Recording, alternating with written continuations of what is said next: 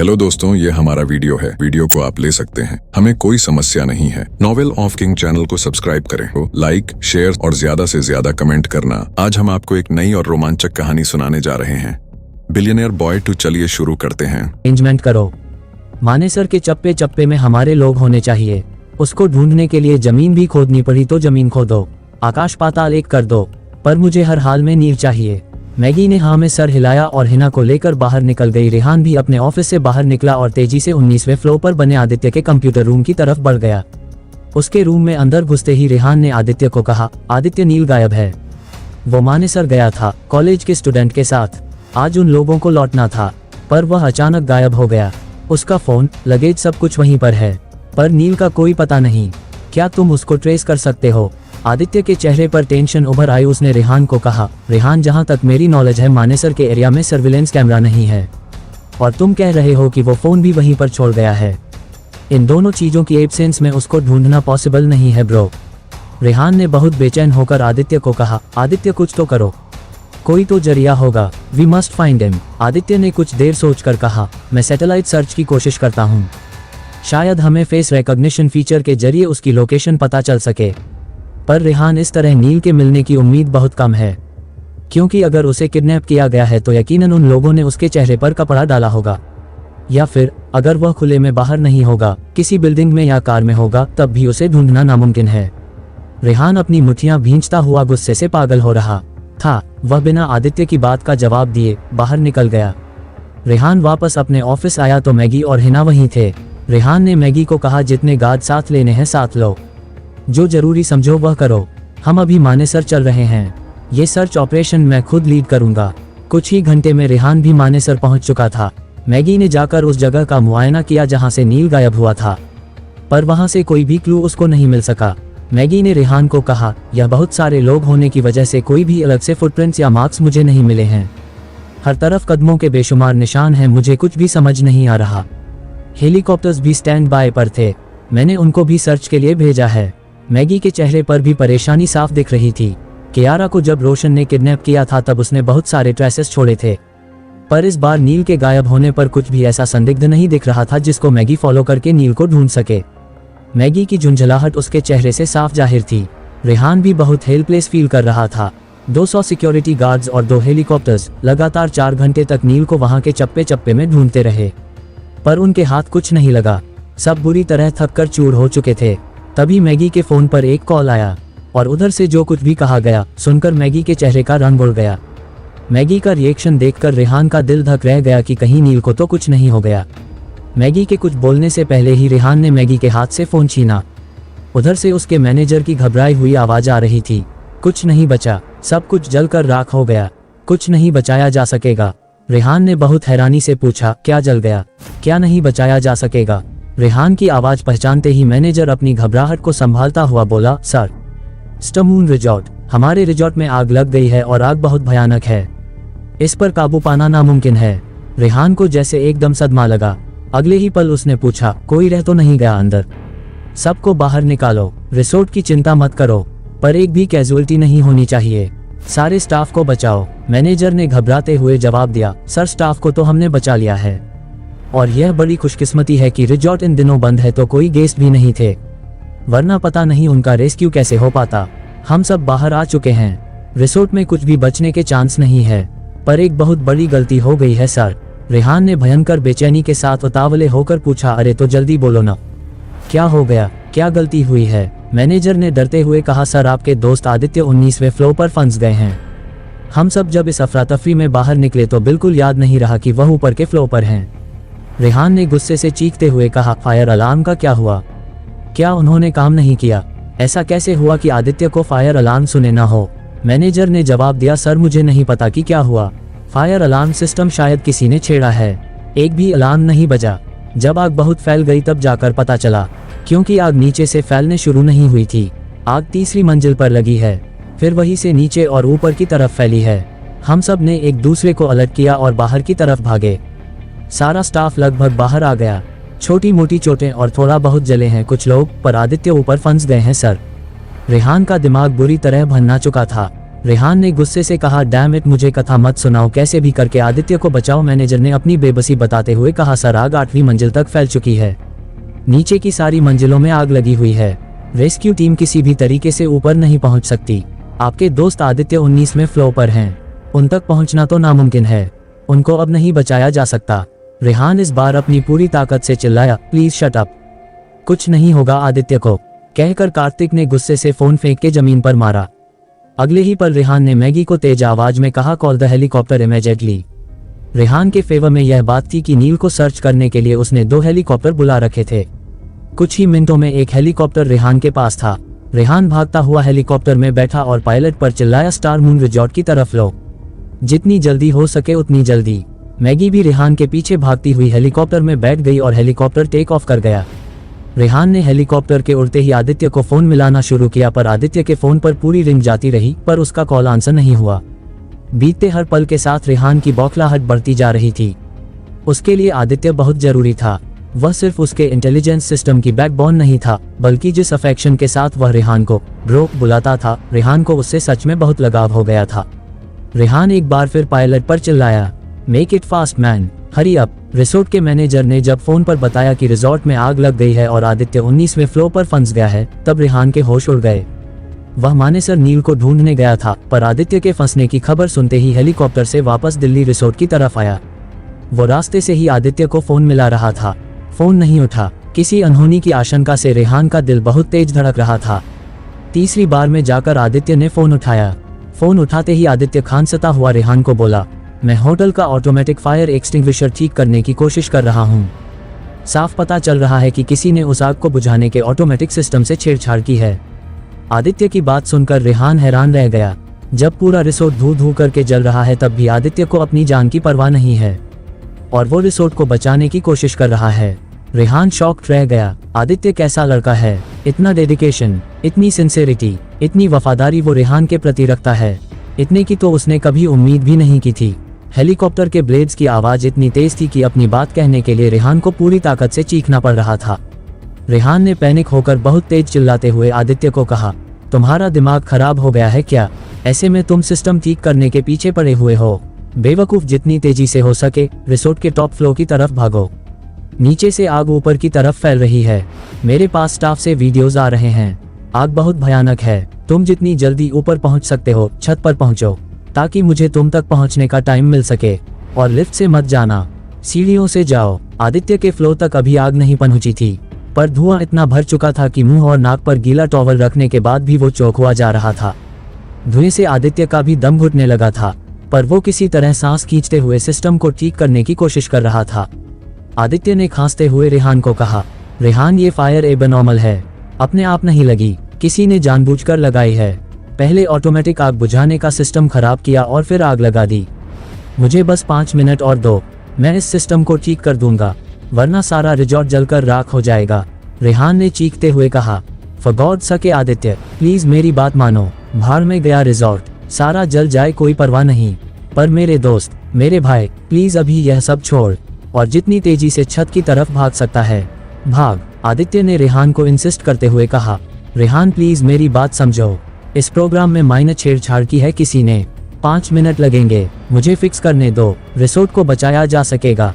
तुमने मेरे लिए बहुत कुछ किया है, इतनी ऊंची सैलरी देते हो, इतनी इज्जत करते हो, प्लीज मुझे ये करने दो। आदित्य रेहान से झूठ बोल रहा था। ये 5 मिनट का काम नहीं था, किसी ने पूरा प्रोग्राम कट कर दिया था। उसको सारे प्रोग्राम को रीराइट करके फिर से इंस्टॉल करना था, तब जाकर यह सिस्टम वर्क करता। आदित्य के लिए एक मिनट क्रुशल था। उसने रेहान को आगे कुछ बोलने का मौका ही नहीं दिया और फोन काट दिया। आदित्य के लिए बात सिर्फ रेहान के रिसोर्ट की नहीं थी, वह रेहान को अपनी वर्थ प्रूव करना चाहता था। आदित्य ने इतना जीनियस होने के बावजूद लोगों के बहुत ताने सुने थे, बहुत गरीबी में रहा था, छोटी छोटी चीज के लिए उसको तरसना पड़ा था, पर जब से रेहान ने उसका हाथ थामा था तब से उसके पास हर लग्जरी थी। आदित्य बहुत स्वाभिमानी लड़का था, वो दिल से चाहता था कि वह रेहान की हर मुश्किल में काम आए। रेहान ने न सिर्फ उसके टैलेंट की कद्र की थी, बल्कि हमेशा उसके साथ बहुत इज्जत से पेश आया था। आदित्य रात दिन अपने कंप्यूटर में घुसा रहता था, अपने पर्सनल हाइजीन को लेकर या कपड़ों के स्टाइल, बालों, इन सब को लेकर बहुत केयरलेस रहा था। उसके हॉस्टल के लड़के और कॉलेज की लड़कियां उसको एक चलता फिरता डस्टबिन कहते थे, जिसमें से बदबू उठती थी। सब उसको नीची नज़र से देखते थे।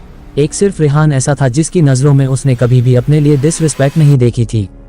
यहाँ तक कि पिछले जितने सालों से वह रेहान को जानता था, एक रेहान ही ऐसा था जिसने उसका कभी मजाक नहीं उड़ाया था।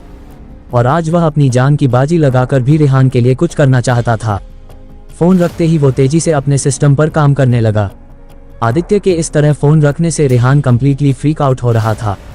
उसने पैनिक होकर धड़ाधड़ आदित्य को मैसेज किए कि मैं 15 मिनट के अंदर रिसोर्ट की छत पर पहुंच रहा हूं। सिस्टम ठीक होता है, नहीं होता है, इस बात का कोई मतलब नहीं। बस वो कैसे भी करके 15 मिनट के अंदर छत पर पहुंच जाएं। मैगी देख रही थी कि रेहान किस हद तक परेशान हो उठा है। मैसेजेस करने के बाद रेहान ने दोनों हाथों से अपना सिर थाम लिया और सोचने लगा। नील का गायब होना और इस तरह रिसोर्ट में आग लगना, इन दोनों बातों का जरूर कोई कनेक्शन है। आदित्य ने अभी बताया कि यह आग भी नेचुरल नहीं है, जानबूझकर लगाई गई है। रेहान को समझ आ रहा था कि इस सब के पीछे भी होना हो रफीक और राहुल का ही हाथ है। उन्होंने पहले नील को गायब करवाया। रेहान ने सारी सिक्योरिटी नील को ढूंढने में लगा दी। रिसोर्ट के सारे गार्ड्स भी रेहान अपने साथ नील को ढूंढने के लिए ले गया। इसी का फायदा उठाकर उन्होंने रिसोर्ट की सिक्योरिटी में ब्रीच किया। उनके किसी कंप्यूटर एक्सपर्ट ने सारा सिस्टम हैक करके ऑटोमेटिक सिस्टम कट किए और रिसोर्ट में आग लगा दी। रेहान मन ही मन रफीक और राहुल की स्ट्रैटेजी को मान गया कि इस बार उनकी प्लानिंग वाकई कमाल की थी। योजक चिन्ह। उधर वसंत कुंज के अपने विला में बैठा रफीक ठहाके लगा रहा था। राहुल भी शराब का गिलास लिए उसके पास बैठा बहुत खुश था। रफीक ने राहुल से कहा, आज तो रेहान की हालत हमने धोबी के कुत्ते जैसी कर दी। ना इधर का रहा ना उधर का, दोस्त को बचाए कि रिसोर्ट को बचाए, बड़े बुरे हाल में है बेचारा। राहुल तूने कमाल कर दिया यार, क्या शानदार प्लान बनाया। राहुल ने भी रफीक को मक्खन लगाते हुए कहा, अरे रफीक भाई, यह आपका बड़प्पन है जो आप मुझे क्रेडिट दे रहे हैं, जबकि यह सब कुछ आपकी वजह से ही हुआ है।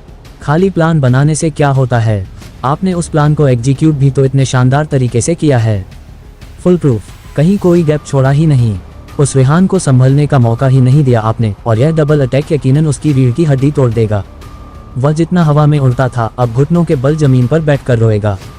रफीक ने राहुल की बात पर खुश होते हुए कहा, अभी तो शुरुआत है, देखते जाओ आगे आगे होता है क्या।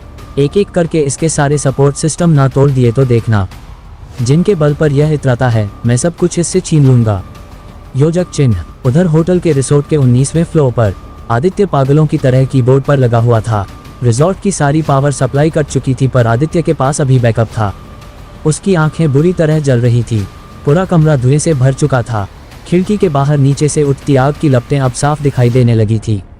आदित्य बिल्कुल भूल चुका था कि रेहान ने उसे हर हाल में 15 मिनट के अंदर होटल की छत पर पहुंचने को कहा है।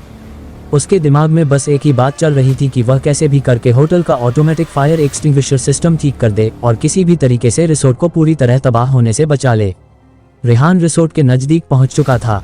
दूर से ही धूं धूं करता हुआ रिसोर्ट साफ दिखाई दे रहा था। पूरा आकाश धुएं के बड़े बड़े काले बादलों से भर गया था। इतना भयानक नजारा देखकर रेहान का दिल भी दहल गया।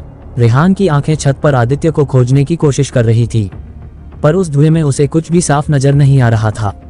अचानक से हेलीकॉप्टर बहुत बुरी तरह से हिलने लगा। पायलट ने बहुत तेजी से हेलीकॉप्टर को उल्टी डायरेक्शन में घुमा दिया। रेहान पायलट पर चिल्लाया, कहाँ ले जा रहे हो हेलीकॉप्टर, हमें रिजॉर्ट की छत पर उतरना है।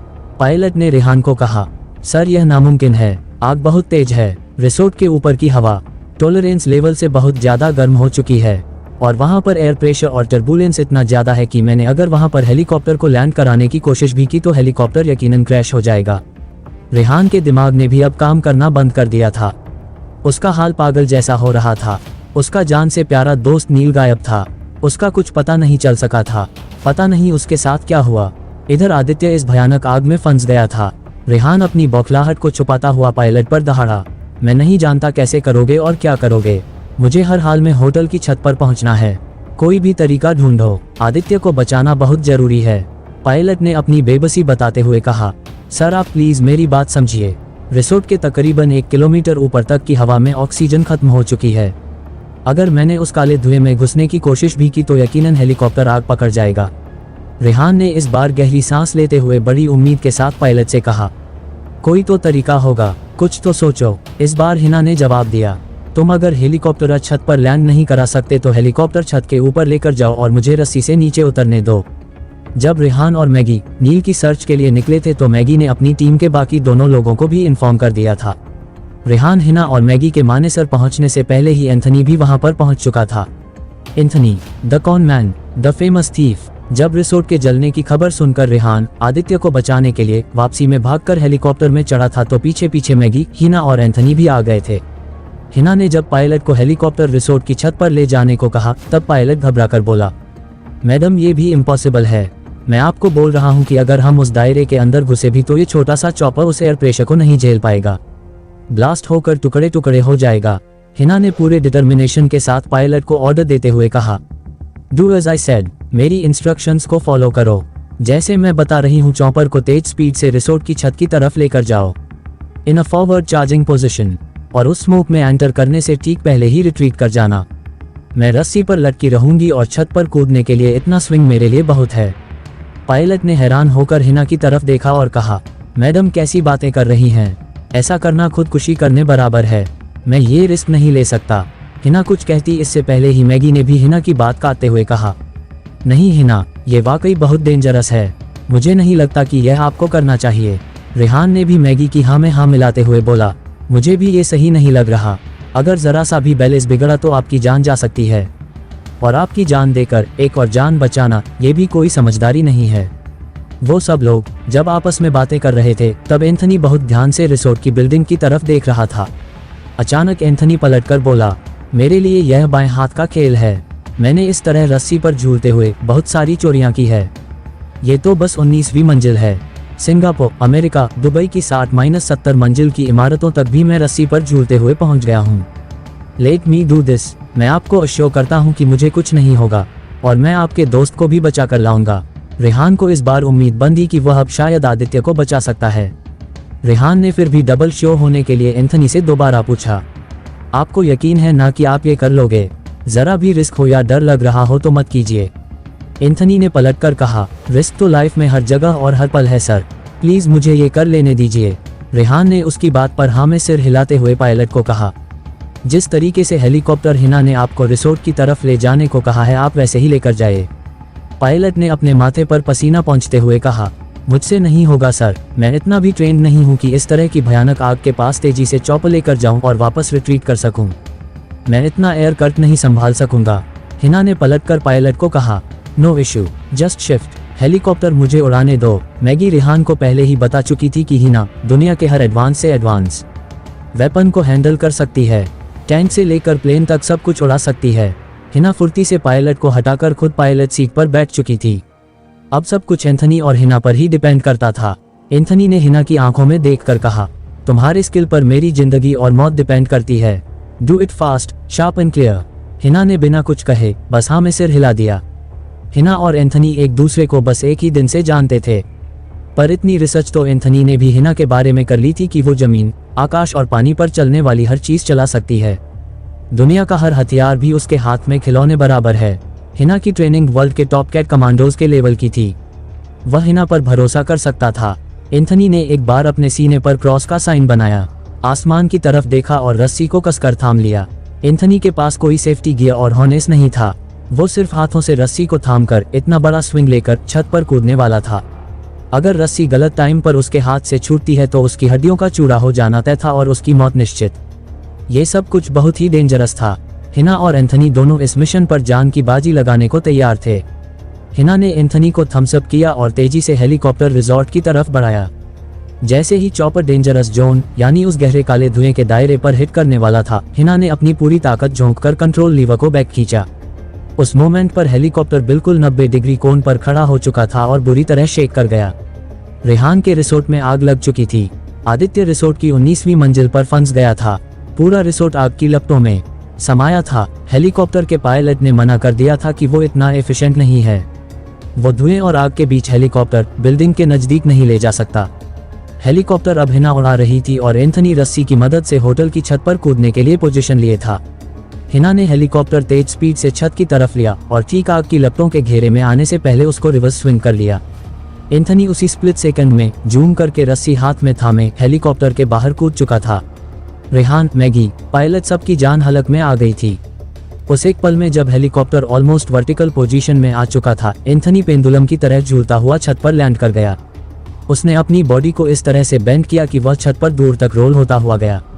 ऐसा उसने इसलिए भी किया कि डायरेक्ट हिट से उसकी बॉडी पर तेज इम्पैक्ट ना आए।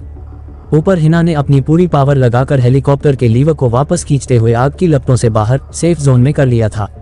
एंथनी छत पर पहुंच चुका था। सब तरफ धुआं था। उसने अपनी चोटों की परवाह ना करते हुए छत से नीचे जाने वाली सीढ़ियों की तरफ दौड़ लगा दी। छत पर लैंड करने से पहले रेहान ने अपने फोन में उसको रिसोर्ट की बिल्डिंग का मैप दिखा दिया था। एंथनी का माइंड इतना शार्प था कि जस्ट एक लुक में वो मैप उसके दिमाग में फिट हो चुका था। कहाँ सीढ़ियां हैं, कहाँ कॉरिडोर है और कहाँ आदित्य का कमरा पड़ेगा, सब कुछ उसको ऐसे पता था जैसे लगातार उस बिल्डिंग में आना जाना रहा हो। उसको इतने एफिशिएंटली छत पर लैंड करते देखकर मैगी कहे बिना नहीं रह सकी। ओ माय गॉड, ये एक्सेप्शनली ब्रिलियंट डाइव था। एक पल की गलती से एंथनी की जान जा सकती थी। कितनी एफिशिएंटली उन्होंने ये लैंडिंग की है। रेहान भी उस वक्त यही सोच रहा था कि मैगी ने कितने केपेबल लोगों की टीम उसके लिए बनाई है। एंथनी का स्किल तो काबिले तारीफ है ही, इसमें बहुत बड़ा हाथ हिना की एक्स्ट्राऑर्डिनरी एविएशन स्किल्स का भी है। अगर हिना की जगह कोई और पायलट होता तो घबराहट में पहले ही हेलीकॉप्टर को स्विंग कर देता। ऐसे में एंथनी का मरना निश्चित था। हिना ने जिस एज पर ले जाकर हेलीकॉप्टर को रिट्रीट किया, बिल्कुल ऐसा लग रहा था जैसे कोई वीएफएक्स मूवी चल रही हो और रियल वर्ल्ड में ये सब पॉसिबल ही नहीं है। एंथनी तेजी से सीढ़ियों से नीचे की तरफ जा रहा था। धुआं इतना जहरीला हो चुका था कि एंथनी की आंखों में और गले में भयानक जलन होने लगी। उसने जेब से रुमाल निकालकर मुंह पर बांध लिया। नीचे आदित्य अभी भी सिस्टम को ठीक करने में लगा हुआ था। उसने प्रोग्राम का आखिरी कोड लिखा और खुशी से चिल्लाया, "ये I did it." Last button दबाते हुए उसके चेहरे पर बहुत बड़ी स्माइल थी। वह भूल गया था कि वह कितने भयानक सर्कमस्टेंसेस के बीच में फंसा हुआ है। सामने स्क्रीन पर प्रोग्राम रीलोड हो रहा था। ऑटोमेटिक फायर एक्सटिंग्विशर एक्टिवेट होने ही वाला था। प्रोग्राम के दोबारा रीलोड होने से आग बुझाने के सारे उपकरण अपने आप हरकत में आने वाले थे। अगले ही पल आदित्य को बहुत तेज चक्कर आया और उसको एहसास हुआ कि वह चारों तरफ से जहरीले धुएं के बीच में फंसा हुआ है। उसका विजन अब ब्लर होने लगा था, पर सिस्टम जब तक दोबारा रिएक्टिवेट नहीं होता, वो खुद को बेहोश होने नहीं दे सकता था। पास रखी पानी की बोतल में से उसने तेजी से अपनी आंखों पर छींटे मारे। दोबारा अपने मुंह पर बंधे रुमाल को गिला किया। अपने चेहरे पर 3-4 थप्पड़ लगाए ताकि वह बेहोश होने से खुद को रोक सके। अपनी बॉडी कैपेसिटी को वह एक्सट्रीम तक पुश कर रहा था कि किसी भी हाल में सिस्टम के रिएक्टिवेट होने तक वो अपनी सेंसेस में रहे। उसके शरीर के अंदर ऑलरेडी बहुत सारा जहरीला धुआं भर चुका था, फिर भी उसे अपनी परवाह नहीं थी। हर हाल में बस रिसोर्ट को बचाने का जुनून सिर पर सवार था। प्रोग्राम इंस्टॉल हो रहा था। एक मिनट सदियों की तरह गुजर रहा था। आदित्य का ब्रेन भी फॉगी होने लगा। इतने में ही उसके कमरे के दरवाजे को किसी ने तेज लात मारी। दरवाजा भरभरा कर नीचे गिर गया। आदित्य ने पलट कर देखा, सामने एंथनी खड़ा था। एंथनी आदित्य को देखते ही चीखा, "तुम अभी तक इस कमरे में क्या कर रहे हो?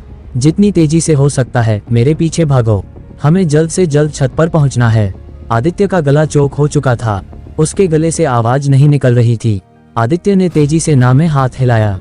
एंथनी भागता हुआ उसके पास आया।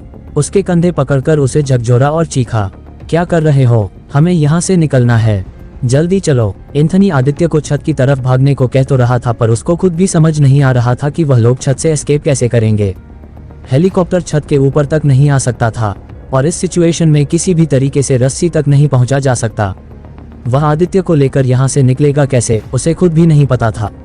वह बस प्रे कर रहा था कि अब तक रेहान ने उनके लिए एस्केप का कोई और तरीका ढूंढ लिया हो। एंथनी जब आदित्य को बाहर की तरफ खींचने लगा, तब आदित्य ने स्ट्रगल करते हुए धीमी आवाज में कहा, "नहीं, मैं इस समय नहीं जा सकता। बस कुछ मिनट और दो।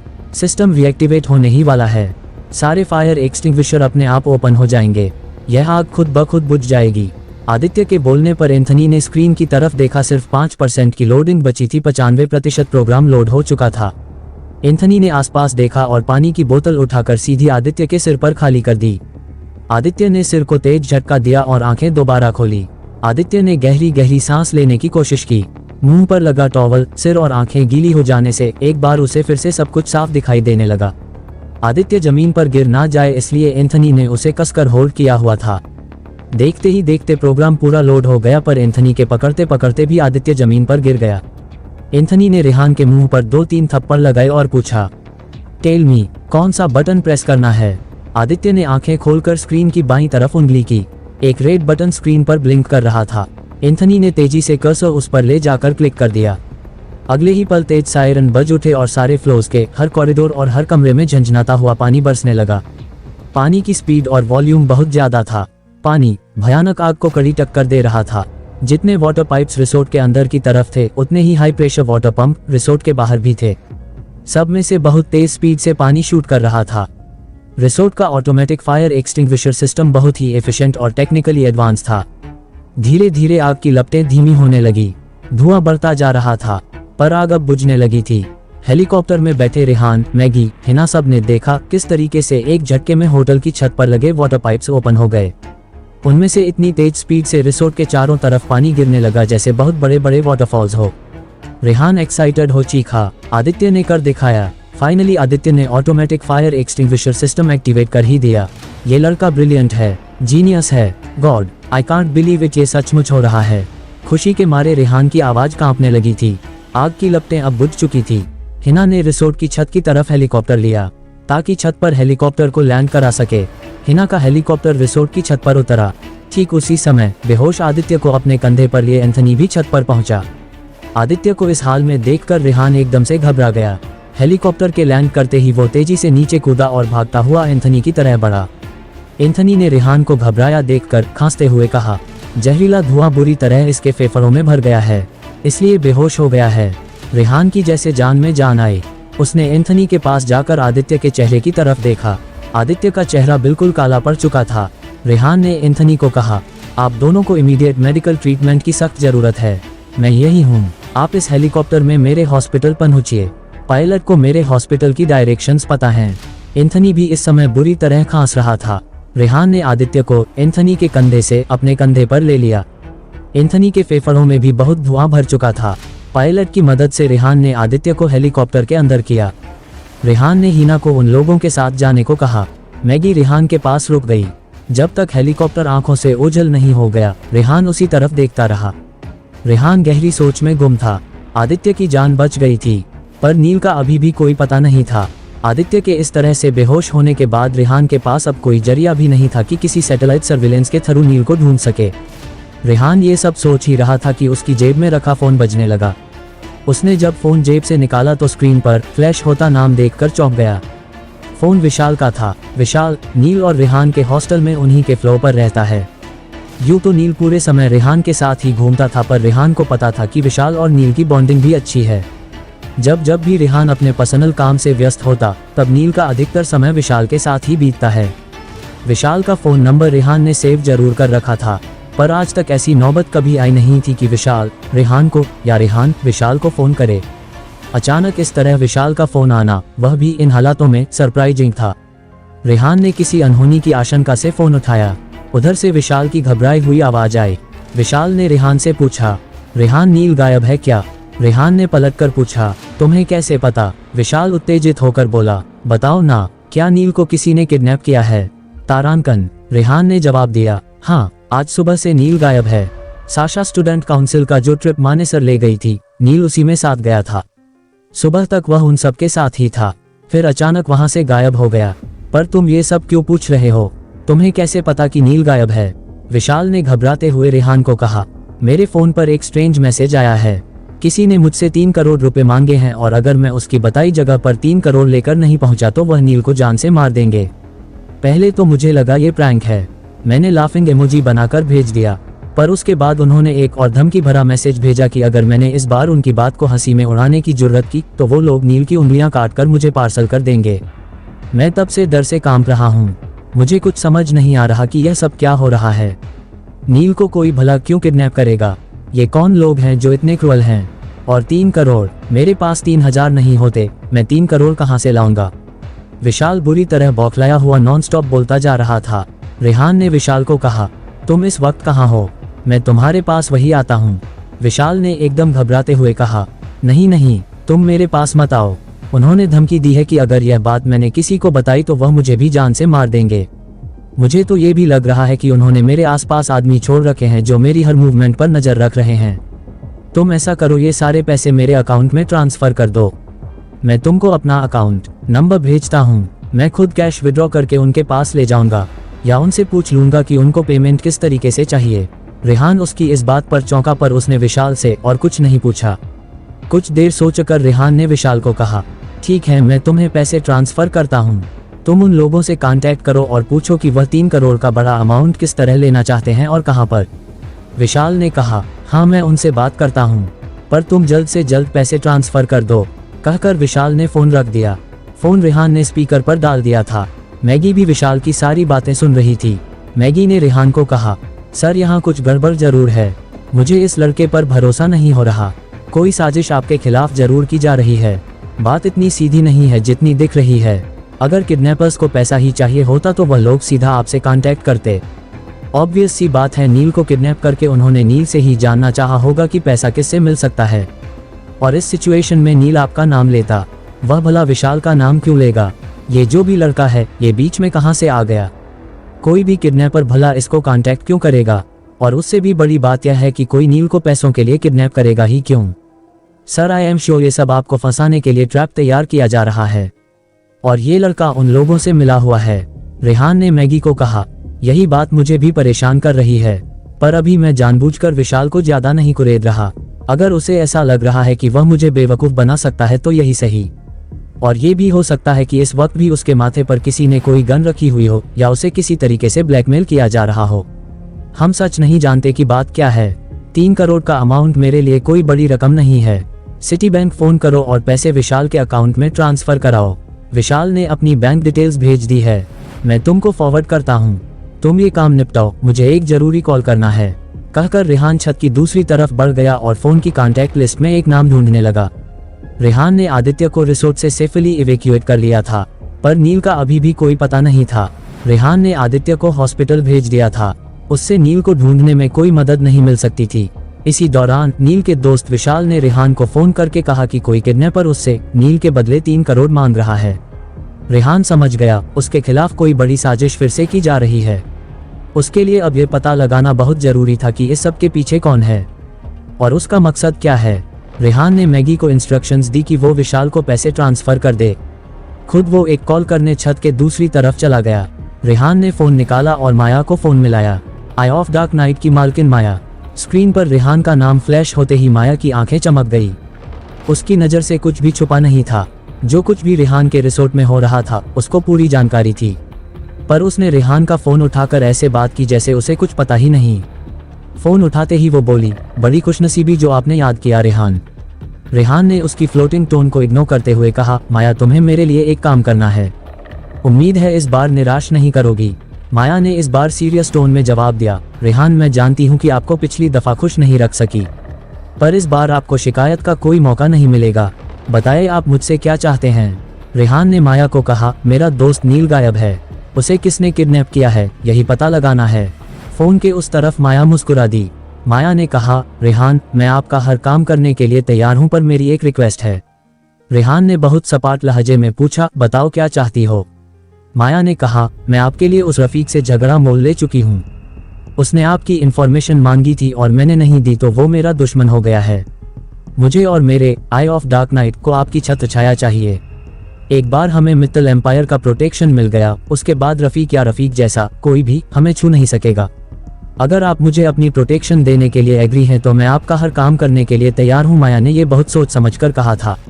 ऐसा नहीं है कि वह रफीक से डरती थी, रफीक उससे पावरफुल जरूर था, पर इतने सोर्सेस माया के पास भी थे कि वो रफीक को हैंडल कर सकती थी। बात माया के लिए सिर्फ रफीक से प्रोटेक्शन की नहीं थी, माया किसी भी तरीके से चाहती थी कि उसका pub eye of dark night Mittal empire से जुड़ जाए। एक बार मित्तल्स का नाम उसके साथ जुड़ गया तो उसकी ग्रोथ कोई नहीं रोक सकता था। वह इस अंडरवर्ल्ड में एक ताकतवर हस्ती बन जाएगी। यही सब सोचकर उसने रेहान के सामने ये डिमांड रखी। रेहान इस समय नील के अलावा कुछ भी नहीं सोच पा रहा था। रेहान ने माया को कहा, ठीक है, मैं तुम्हें और तुम्हारे पब को प्रोटेक्शन दूंगा, पर मुझे नील से रिलेटेड इन्फॉर्मेशन जल्द से जल्द चाहिए, और यह इन्फॉर्मेशन भी कि ये सब साजिश किसकी है। वैसे भी रेहान को माया को प्रोटेक्शन देने में कोई नुकसान नहीं था। अगर माया फुल टाइम उसके लिए काम करे तो उसकी पकड़ अपने दुश्मनों पर स्ट्रांग ही होगी। उसका माया से कोई बैर भी नहीं था, बस कुछ बातों को लेकर डिसएग्रीमेंट था। रफीक को हैंडल करने के लिए इस समय रेहान को माया की जरूरत थी। माया ने रेहान को अश्योर किया कि उसका काम जल्द से जल्द हो जाएगा। माया ने रेहान का फोन रखा और अपने सबॉर्डिनेट को ऑर्डर दिया, सब लोगों को हॉल में इकट्ठा होने को बोलो। माया के नीचे एक पूरी स्पाइंग टीम काम करती थी। जासूसी के सारे पैंतरों में वे सब लोग ट्रेन थे। कुछ ही मिनटों में माया अपनी पूरी टीम को एड्रेस करते हुए कह रही थी, मैंने आप सबके फ़ोन पर एक फ़ोटो भेजी है। ये लड़का दिल्ली यूनिवर्सिटी के हंसराज कॉलेज में पढ़ता है। इसका नाम नील है। कंफर्म नहीं है, पर मेरा अंदेशा है कि इसको अगवा करने के पीछे या तो अंडरवर्ल्ड डॉन हथियारों की फैक्ट्री के मालिक रफीक का हाथ है या फिर बजाज कंस्ट्रक्शन कंपनी के मालिक राहुल का। कोई तीसरा कनेक्शन भी हो सकता है। आप लोगों को पूरे शहर में फैल जाना है। जल्दी से जल्दी मुझे इस लड़के की इन्फॉर्मेशन चाहिए। ये काम बहुत सीक्रेटली और केयरफुली करना है। किसी को कानों कान खबर नहीं होनी चाहिए कि आप सब इस लड़के को ढूंढ रहे हैं। उन सब लोगों ने एक साथ एक आवाज में कहा, यस मैम, और फौरन वहां से चले गए। माया का इंटेलिजेंस सिस्टम अपने सटीक और फास्ट रिजल्ट्स के लिए ही सबसे ज्यादा फेमस रहा है। पूरी दिल्ली को उन्होंने अलग अलग एरियाज में बांटा हुआ था। माया के हर आदमी के अंदर दिल्ली का एक पार्टिकुलर एरिया था। उस एरिया की हर मूवमेंट पर उस आदमी की नज़र रहती थी। इन सब सबॉर्डिनेट्स के नीचे भी काम करने वाली एक बहुत बड़ी टीम थी। छोटा सा दिखने वाला आई ऑफ डार्क नाइट अंदर से बहुत सारे कनेक्शन रखता था। इंटरनेट के डार्क वेब की तरह माया का नेटवर्क भी आसानी से पकड़ना नामुमकिन था। माया के सारे सबॉर्डिनेट्स ने अपने अपने स्लीपिंग सेल्स एक्टिवेट कर दिए। इतनी अग्रेसिव सर्च माया ने आज तक किसी के लिए नहीं की थी जो वो रेहान के लिए कर रही थी। ऐसा करने के माया के बहुत सारे कारण थे। वह रेहान को अपनी पावर भी दिखाना चाहती थी। रेहान को महसूस कराना चाहती थी कि वो रेहान के लिए कितनी फायदेमंद है। उसका नेटवर्क सबसे स्ट्रांग और फास्टेस्ट है। पिछले केस में वो समझ गई थी कि रेहान के पास अपना भी कोई इंटेलिजेंस सिस्टम है। उसको रेहान को प्रूव करना था कि माया का इंटेलिजेंस सिस्टम रेहान के सिस्टम से कहीं ज्यादा एफिशिएंट और कैपेबल है। एक बार वो रेहान को अपनी वर्थ प्रूव कर देगी तो मित्तल एम्पायर की पावर और नाम दोनों उसे मिल जाएंगे। मित्तल एम्पायर जितना विशाल था उसकी जड़ें उतनी ही गहरी थी। उनकी छत्रछाया में माया बहुत ऊपर उठ सकती थी। उधर स्टार मून रिजॉर्ट के बाहर पुलिस, एम्बुलेंस, मीडिया सबकी भीड़ इकट्ठी हो गई। मीडिया वालों ने तो लगभग पूरा रिजॉर्ट घेर रखा था। हर कोई ब्रेकिंग न्यूज फ्लैश करना चाहता था। कैसे रिजॉर्ट में आग लगी, कितने लोग मरे, क्या क्या जला, इस सब के पीछे कौन है, ऐसे दुनिया जहान के सवाल लेकर मीडिया वाले वहां मौजूद थे। रेहान का दिमाग वैसे ही भन्नाया हुआ था। वह किसी से बात करना नहीं चाहता था। उसने रिसोर्ट के सीईओ को कहा कि वो ये सब खुद हैंडल कर ले। उसको इंस्ट्रक्शंस देकर रेहान अपने रिसोर्ट के पिछले हिस्से में चला गया। रिसोर्ट का फ्रंट एरिया कंप्लीटली डैमेज हो चुका था। साथ ही रेहान का पूरा ऑफिस भी जल गया था। रेहान रिसोर्ट के पीछे बने गार्डन में खड़ा सोच रहा था। तभी रिसोर्ट का सिक्योरिटी हेड उसके पास भागता हुआ आया। रेहान उसके कदमों की आवाज सुनकर एकदम पलटा। सिक्योरिटी हेड के चेहरे पर उड़ती हवाएं देखकर रेहान भी टेंस हो गया कि अब क्या हुआ।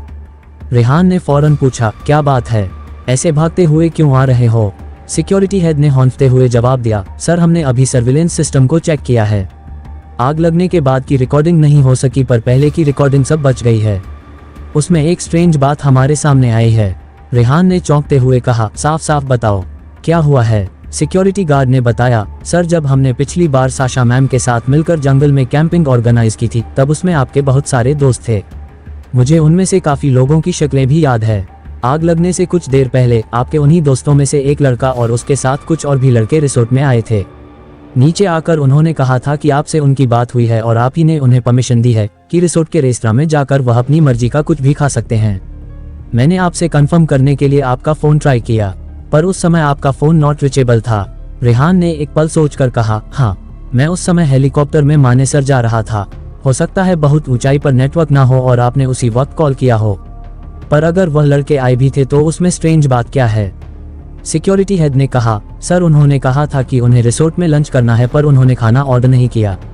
सीसीटीवी में दिख रहा है कि वह रेस्तरां की तरफ गए ही नहीं। 10-15 मिनट बाद वो लोग बिना खाना खाए वापस चले गए। उनके जाने के फौरन बाद ही रिसोर्ट में आग लग गई। इन दोनों बातों का कोई कनेक्शन जरूर है क्योंकि रिसोर्ट में एंटर करने के बाद वह किस तरफ गए सीसीटीवी में ये भी कवर नहीं हो पाया है। और यह बहुत स्ट्रेंज बात है, जैसे होने सीसीटीवी के सब कैमरों की पोजीशन पता हो। रेहान सिक्योरिटी हेड के साथ सर्विलेंस रूम की तरफ चलता हुआ बोला, मुझे फुटेज दिखाओ कि कौन लड़का है। सिक्योरिटी हेड के साथ सर्विलेंस रूम में आकर रेहान ने फुटेज देखा। रेहान उस लड़के की शक्ल देखकर शॉक्ड रह गया। वो लड़का और कोई नहीं, विशाल था। वही विशाल जिसने अभी कुछ देर पहले रेहान को फोन करके कहा था कि नील के किडनैपर ने उससे 3 करोड़ मांगे हैं। विशाल के साथ बाकी जो 7-8 लोग थे वह कॉलेज स्टूडेंट नहीं थे। रेहान को समझ नहीं आया कि विशाल किस लिए ये सब कर रहा है। रेहान और विशाल दोस्त नहीं है पर उनके बीच कोई दुश्मनी भी नहीं है। इनफैक्ट नील से तो विशाल की अच्छी दोस्ती रही है, फिर यह सब करने के पीछे उसका मोटिव क्या हो सकता है। रेहान अभी ये सब सोच ही रहा था कि एक बार फिर उसका फोन बज उठा। जेब से फोन निकालकर उसने देखा, स्क्रीन पर नाम देखकर रेहान फिर चौंक गया। फोन विशाल का था। रेहान ने अपने गुस्से को कंट्रोल करते हुए बहुत शांत आवाज में विशाल से पूछा, क्या हुआ। विशाल ने फिर से घबराने की एक्टिंग करते हुए कहा, रेहान वो लोग तो बहुत कमीने हैं यार। पहले उन्होंने कहा था कि 3 करोड़ दोगे तो नील को वापस करेंगे, अब कह रहे हैं कि उनको 10 करोड़ चाहिए। यार ये लोग तो पागल हो गए हैं, 10 करोड़ का अरेंजमेंट कैसे होगा। रेहान ने विशाल को कहा, हो जाएगा, उनको हाँ कर दो, मैं 10 करोड़ तुम्हें ट्रांसफर करता हूँ। विशाल ने उधर से कहा, थैंक गॉड तुम सब संभाल रहे हो, वरना मैं तो समझ ही नहीं पा रहा था कि मैं नील को कैसे बचाऊंगा। रेहान ने इस बार बहुत बोन चिलिंग टोन में कहा, पैसे से अगर मैटर सॉल्व हो सकता है तो कोई इशू नहीं है, पर उन लोगों को कह देना अगर नील को जरा भी नुकसान पहुंचाया तो मैं इस धरती पर से उन लोगों का नामो निशान मिटा दूंगा। भागने के लिए उनको पूरी दुनिया कम पड़ जाएगी, मुझसे वो बच नहीं सकेंगे। रेहान की टोन सुनकर इस बार विशाल सकपका गया। विशाल ने डरी आवाज में रेहान को कहा, ठीक है, मैं ये बात उनको बोल दूंगा। रेहान दांत पीसते हुए फिर से बोला, और सुनो, पर इतना कहकर रेहान रुक गया। विशाल ने उधर से पूछा, कहो क्या कह रहे थे। रेहान ने कहा, कुछ नहीं, और फोन काट दिया। रेहान इम्पल्स में सीधे विशाल को टारगेट करने वाला था कि उसे पता चल गया है वो इन लोगों के साथ मिला हुआ है, पर अगले ही पल रेहान को एहसास हो गया था ऐसा करना मूर्खता होगी। पहली बात तो विशाल ये बात एडमिट ही नहीं करेगा, और दूसरी बात वो उन लोगों को भी आगाह कर देगा जिन्होंने नील को किडनैप किया है। इस तरीके से रेहान के लिए नील को ढूंढना और मुश्किल हो जाएगा, इसलिए रेहान चुप रह गया। विशाल का फोन रखते ही रेहान ने सीधे माया को फोन मिलाया और कहा, माया मेरा एक क्लासमेट है विशाल कोहली, मैं उसकी फोटोग्राफ तुमको भेज रहा हूँ, इन्वेस्टिगेट एवरीथिंग अबाउट हिम, मुझे इस लड़के की पूरी डिटेल चाहिए, वह भी 1 घंटे के अंदर। माया ने फौरन रिप्लाई किया, हो जाएगा सर। रेहान ने फोन रख दिया। मैगी यह सब देख और सुन रही थी।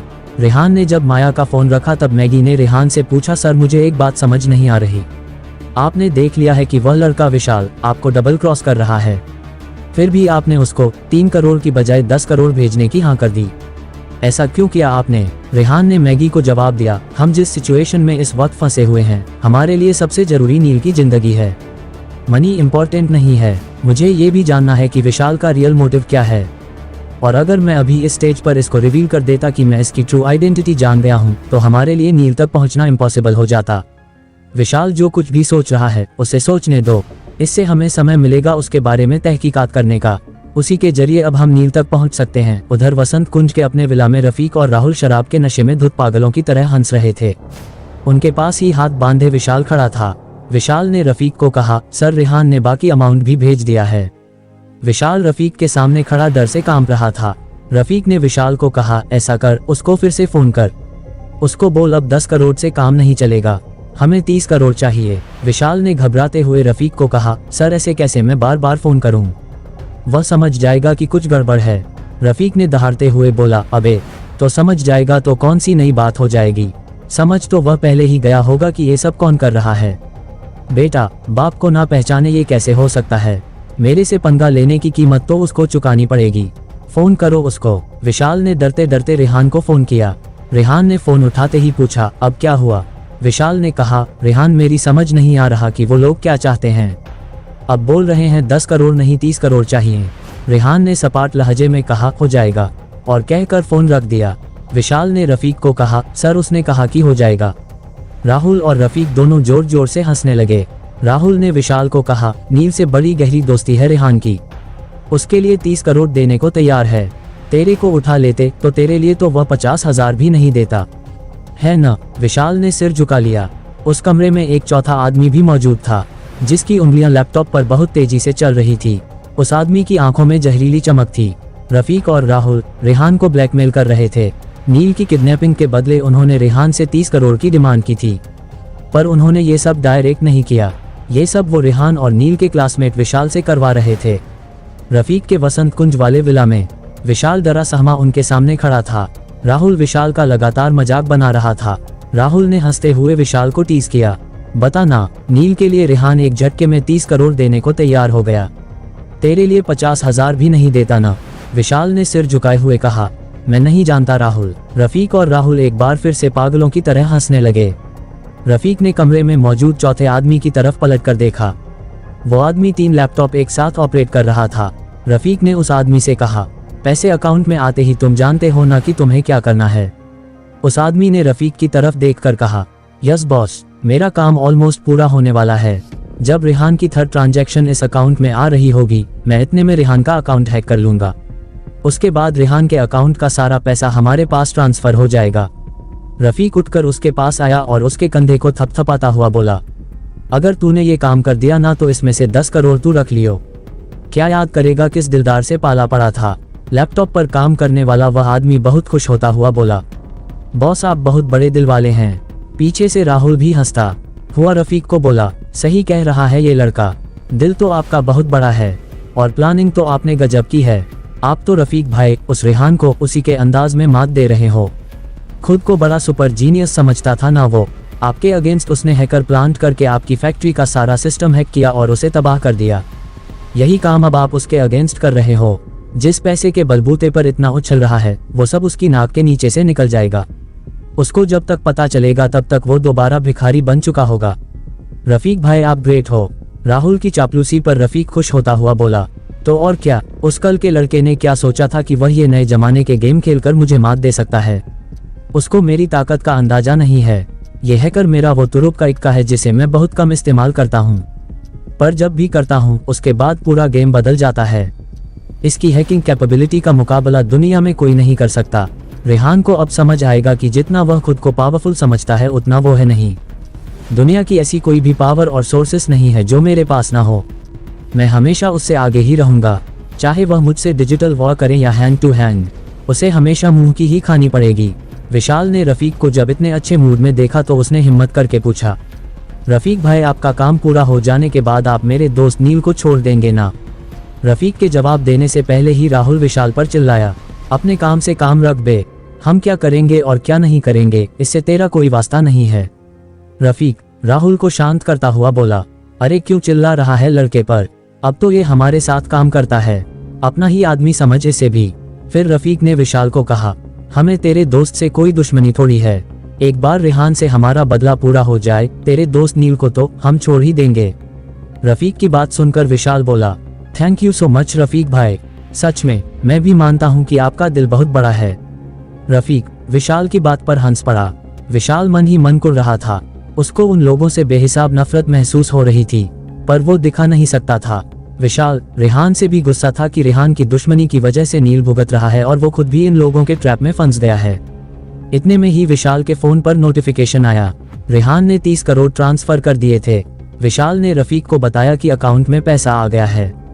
रफीक ने पलटकर लैपटॉप वाले आदमी की तरफ देखा। उसकी अंगुलियां बिजली की गति से कीबोर्ड पर चल रही थी। किसी के अकाउंट से यूं मिनटों में पैसा निकाल लेना उसके बाएं हाथ का खेल था, पर रेहान जैसे पावरफुल इंसान के बैंक अकाउंट के साथ आज तक उसने कभी छेड़छाड़ करने की हिम्मत नहीं की थी। उसने रफीक को बताया नहीं था, पर अंदर अंदर वो भी नर्वस था। हालांकि उसको विश्वास था कि रफीक उसे कभी कुछ नहीं होने देगा, इसलिए वह रेहान का अकाउंट हैक करने की हिम्मत कर भी रहा था। अचानक से उसकी उंगलियां कीबोर्ड पर चलनी रुक गई और वह हैरानी से चिल्लाया, ओ माय गॉड, ये कैसे पॉसिबल है। रफीक और राहुल एकदम उसकी तरफ बढ़े। उस आदमी के इस तरह चीखने से रफीक एकदम टेंशन में आ गया कि कहीं उनका ये प्लान फेल तो नहीं हो गया। रफीक ने घबरा कर पूछा, क्या हुआ। उस आदमी ने रफीक को बताया, बॉस मुझे यकीन नहीं हो रहा कि इस आदमी के पास इतना पैसा है। रफीक के चेहरे के एक्सप्रेशन एक झटके में बदल गए और वो दहाड़ कर बोला, क्या बोल रहा है, इतना कितना पैसा है जो तेरी आंखें फटी जा रही हैं। उस आदमी ने बहुत हैरानी से कहा, बॉस ये करोड़ों का नहीं, अरबों का नहीं, खरबों का मालिक है। मिलियंस में नहीं बिलियन में है इसका अकाउंट, हजारों करोड़ हैं इसके अकाउंट में। उस आदमी की बात पर राहुल और रफीक बुरी तरह चौंके। विशाल भी हैरान था कि यह सब क्या हो रहा है। रफीक ने उस आदमी को कहा, पागल हो गया है क्या, ठीक से देख, हजारों करोड़ इसके अकाउंट में कहां से आएगा, तेरे से कैलकुलेशन में गलती हुई होगी। उस आदमी ने एकदम से रफीक को कहा, नहीं बॉस कोई गलती नहीं हुई है, अगर मैं आपको एग्जैक्ट अमाउंट बताऊं तो अभी भी इसके अकाउंट में 40,000 करोड़ रुपए हैं। उस आदमी की बात से रफीक को जैसे सदमा ही लग गया। रफीक को लगता था कि इंडिया में उसके जितना रिच दूसरा कोई नहीं हो सकता। उसकी खुद की नेटवर्थ 30,000 करोड़ थी, उसमें भी ज्यादातर सब फिक्स्ड एसेट था या स्टॉक मार्केट में लगा हुआ पैसा था। अगर इस रेहान के अकाउंट में 40,000 करोड़ डिपॉजिट है तो इसके पास एसेट कितने का होगा। रफीक का दिमाग घूम गया। राहुल को भी इतना ह्यूज अमाउंट सुनकर चक्कर ही आ गए और विशाल को तो लग रहा था कि यह सच हो ही नहीं सकता। जरूर उस हैकर से कोई गलती हुई है। राहुल समझ गया कि रेहान कोई साधारण कॉलेज स्टूडेंट नहीं है, उसके पीछे बहुत बड़ी ताकतों का हाथ है, वरना 40,000 करोड़ अकाउंट में इस तरह होना एक असंभव बात है। वो मन ही मन सोचने लगा, इसका मतलब रफीक की पोजीशन तो रेहान के आगे कुछ भी नहीं है। राहुल के माथे पर पसीना छलकने लगा। उसे डर लग रहा था कि अगर रेहान इतना पावरफुल है तो रफीक रेहान से उसे नहीं बचा सकेगा, उसे फिर से भागना पड़ेगा, उसकी जिंदगी खतरे में है। उधर रफीक अभी भी अपने हैकर की बात पर यकीन नहीं कर रहा था। वह खुद स्क्रीन के सामने बैठा स्क्रीन को लगातार घूर रहा था, बार बार डिजिट्स काउंट कर रहा था। 10 बार करने के बाद भी अमाउंट उतने का उतने ही था, 40,000 करोड़। रफीक अपने दिमाग में सारी कैलकुलेशंस फिट करने की कोशिश कर रहा था कि आखिर इतना पैसा अकाउंट में आया कहां से। रोशन के पूरे बिजनेस को रेहान ने बर्बाद किया और उसकी कंपनियों पर ताला लगवा दिया। सिटी बैंक ने रोशन की सारी प्रॉपर्टी जब्त कर ली। अगर सिटी बैंक किसी वजह से उसमें से भी रेहान को शेयर दे रहा हो तब भी इतना पैसा नहीं बन सकता। सिटी बैंक में क्या दुनिया के किसी भी बैंक में किसी एक पर्सन के अकाउंट में इतना ह्यूज अमाउंट नहीं हो सकता। फिर इस तरह की एग्जेम्पशन की वजह क्या है। रफीक अभी सोच ही रहा था कि सामने रखे कंप्यूटर में अजीब सायरन जैसी तीखी आवाज बजने लगी। रफीक एकदम हड़बड़ा कर उठ गया। वो हैकर सकपका कर फटाफट कीबोर्ड पर हाथ चलाने लगा। रफीक ने उससे पूछा, क्या हुआ? उसने हैकर ने घबराए आवाज में कहा, बॉस हम एक्शन लेने में लेट हो गए। इतनी देर में शायद उन्होंने हमें ट्रैक कर लिया कि हम उनके अकाउंट में छेड़छाड़ कर रहे हैं। बैंक का ट्रैकिंग सिस्टम एक्टिवेट हो गया है। मैं अपना एंटी ट्रैकिंग सॉफ्टवेयर एक्टिवेट करने की कोशिश कर रहा हूं, पर हो नहीं रहा। रफीक को लगता था कि उसके पास वर्ल्ड का बेस्ट हैकर है। उस हैकर के माथे पर इस तरह पसीना और चेहरे पर हवाएं उड़ती देखकर रफीक हैरान रह गया। रफीक ने उसे कहा, तुम तो बोल रहे थे कि तुमको कोई भी ट्रैक नहीं कर सकता। मैंने तुम्हें कहा भी था कि सिटी बैंक का सिक्योरिटी सिस्टम कमाल का है, पर तुमने कहा था कि कितना भी बड़ा बैंक क्यों ना हो तुम्हारे लिए ये सब बच्चों का खेल है ना। उस हैकर ने पैनिक हो रफीक से कहा, बॉस मुझे भी आज तक यही लगता था कि मैं ये बहुत आसानी से कर सकता हूँ। मैंने पहले भी यह सब किया है, पर इनका ट्रैकिंग सिस्टम बहुत ही अलग लेवल का निकला। मेरे लिए भी ये बहुत सरप्राइजिंग है कि ऐसा आखिर कैसे हो गया। ये बहुत शॉकिंग है कि इनका सिक्योरिटी सिस्टम आम सिक्योरिटी सिस्टम नहीं है, बल्कि किसी कंट्री की मिलिट्री जो अपने डिफेंस सीक्रेट्स गार्ड करने के लिए इस्तेमाल करती है उस लेवल का सिक्योरिटी सिस्टम इनके पास है। और सबसे बड़ी गलती हमसे ये हुई है कि हमने डिसीजन लेने में जो समय गंवा दिया, उन्हीं कुछ मिनटों में इन्होंने हमें ट्रैक कर लिया। रफीक से बात करते करते भी उस हैकर की उंगलियां बहुत तेजी से कीबोर्ड पर चल रही थी, पर अचानक उसके हाथ एकदम रुक गए। उसने दोनों हाथों से अपना सिर पकड़ते हुए रफीक को कहा, बॉस मेरा एंट्री ट्रैकिंग सॉफ्टवेयर फेल हो गया, अब कुछ नहीं किया जा सकता। रफीक ने उस पर चिल्लाते हुए कहा, इतना बड़ा क्या इशू है? इंटरनेट कनेक्शन बंद करो, अपना कंप्यूटर स्विच ऑफ करो, फिर वो हमें कैसे ट्रैक कर सकते हैं? हैकर ने रफीक को बताया, बॉस ऐसे करने से कुछ नहीं होगा, बल्कि इससे तो वो हम तक और फास्ट पहुंच जाएंगे। मुझे अपनी आईडी हाइड करनी थी जो कि नहीं हो पाए। अभी वो हैकर और रफीक बात ही कर रहे थे कि अचानक लैपटॉप की स्क्रीन एकदम सफेद रंग की हो गई और उस पर बड़े बड़े काले अक्षरों में लिखा आया, You have been discovered. It's over. उस हैकर के हाथ पैर कांपने लगे। राहुल उनके पीछे पत्थर के बुत जैसा सुन्न खड़ा था और ये सब होता देख रहा था। रफीक स्क्रीन को आंखें फाड़ कर देखने लगा, जिस पर साफ लिखा था, तुम्हें पहचान लिया गया है, तुम्हारा खेल खत्म, योजक चिन्ह। उधर रेहान अपने रिसोर्ट में बैठा माया के फोन का इंतजार कर रहा था कि शायद माया को विशाल या नील के बारे में कोई इन्फॉर्मेशन मिली हो। रेहान का फोन बजा तो उसने लपक कर फोन उठाया, पर फोन अंकल चौहान का था। फोन उठाते ही अंकल चौहान ने रेहान से पूछा, रेहान तुम्हारा उस अंडरवर्ल्ड डॉन रफीक से कोई झगड़ा चल रहा है क्या? रेहान ने अंकल चौहान से पूछा, क्या हुआ अंकल? अंकल चौहान ने कहा, पहले मेरी बात का जवाब दो, वो हथियारों की फैक्ट्री चलाने वाला रफीक से तुम्हारा क्या झगड़ा है? रेहान ने अंकल चौहान को बोला, लंबी कहानी है अंकल, मैं आपको आराम से बताऊंगा, पर आप बताइए तो सही क्या हुआ है? अंकल चौहान ने कहा, तुम्हारे सिटी बैंक के अकाउंट को हैक करने की कोशिश की गई, पर एंड मोमेंट पर सिटी बैंक का डिफेंस सिस्टम एक्टिवेट हो गया और इतना बड़ा हादसा टल गया। बैंक के सिक्योरिटी एक्सपर्ट्स ने हैकर की आइडेंटिटी आइडेंटिफाई कर ली है। उस हैकर की फिजिकल पोजीशन रफीक का वसंत कुंज वाला विला है, यानी कि वो हैकर रफीक का आदमी है। मुझे हैरानी इस बात की है कि रफीक जैसे माफिया डॉन से तुम कब में उलझ बैठे। रेहान ने गुस्से में दांत पीसते हुए कहा, रफीक की इतनी हिम्मत हो गई कि उसने मेरा बैंक अकाउंट हैक करने की कोशिश की।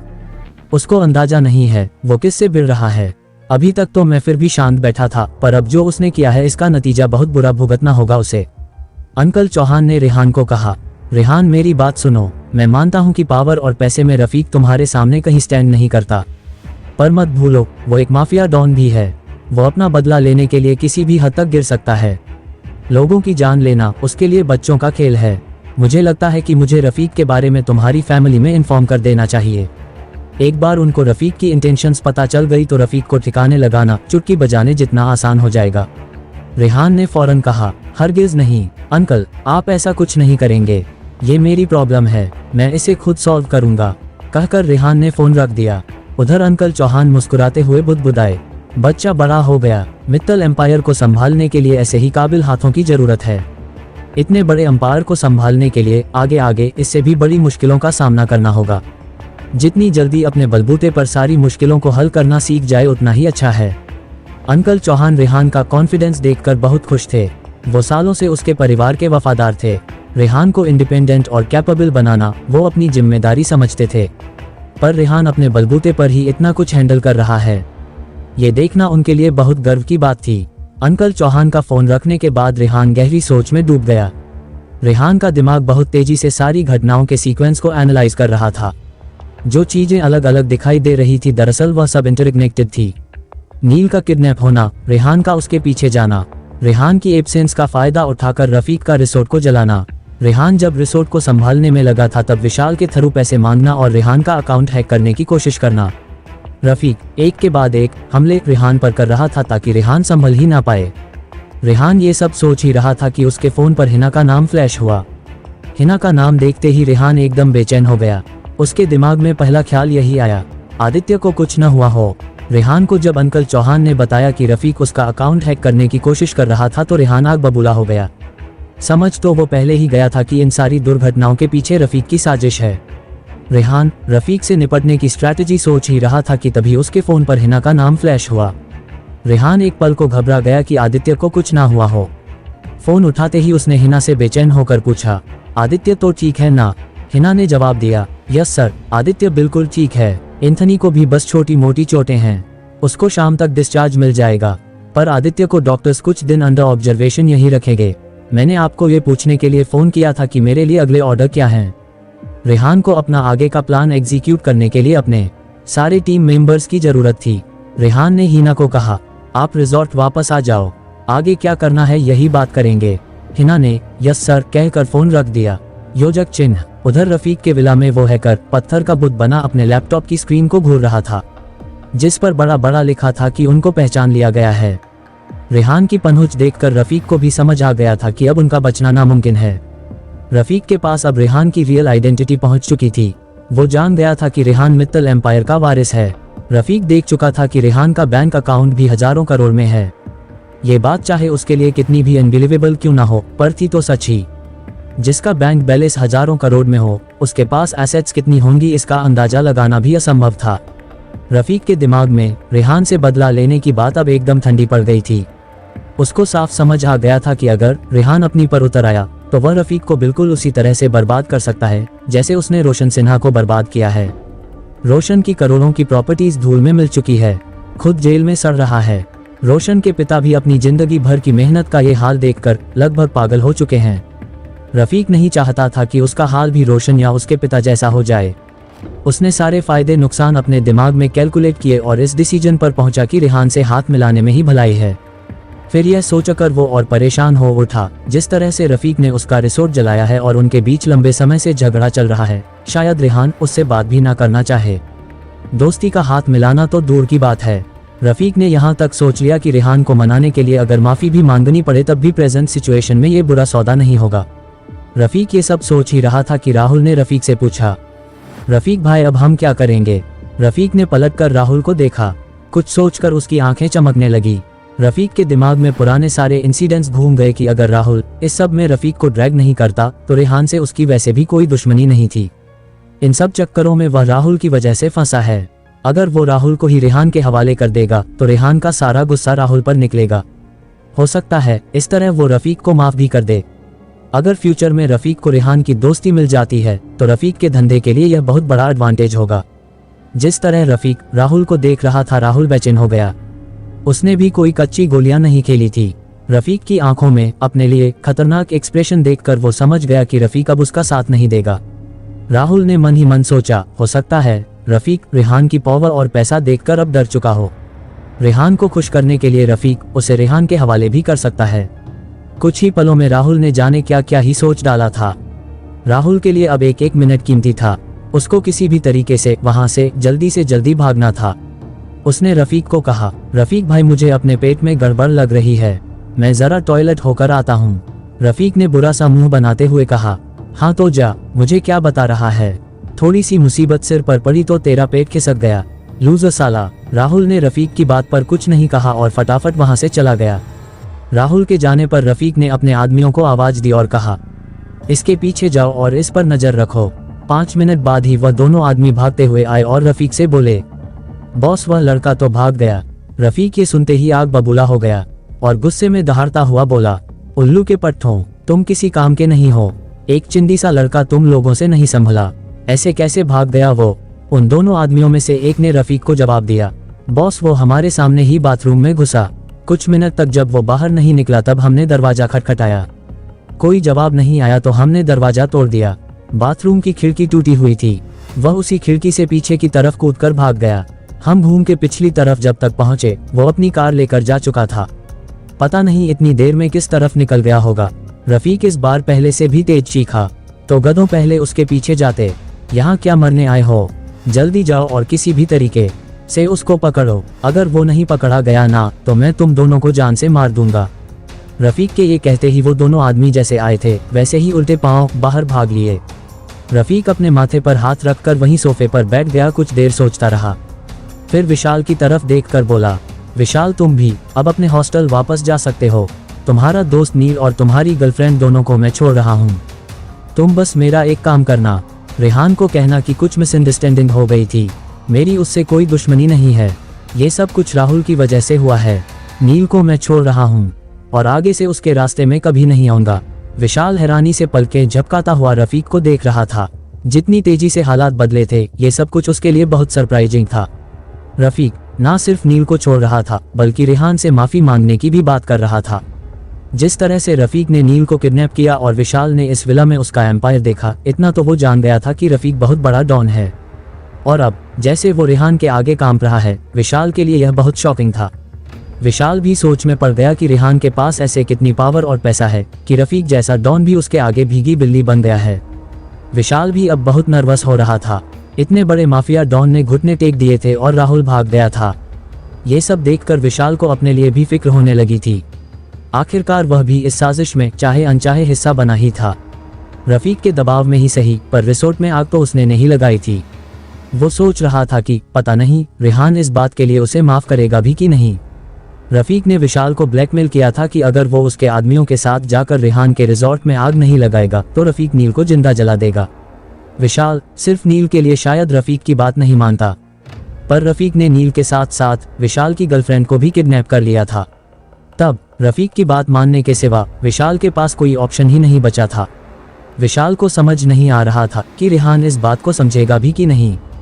विशाल को सोच में पड़ा देखकर रफीक ने फिर से कहा, अब यहाँ क्यों खड़े हो, जाओ और जाकर रेहान को बता दो कि मुझे गलतफहमी हो गई थी, मेरी उससे कोई दुश्मनी नहीं है, मैं उसकी तरफ दोस्ती का हाथ बढ़ाता हूँ। विशाल ने रफीक को जवाब दिया, ठीक है रफीक भाई, मैं चलता हूँ, आपका मैसेज रेहान तक पहुँचा दूंगा। योजक चिन्ह। उधर रेहान अपने रिसोर्ट में बैठा आगे की स्ट्रेटजी प्लान कर रहा था।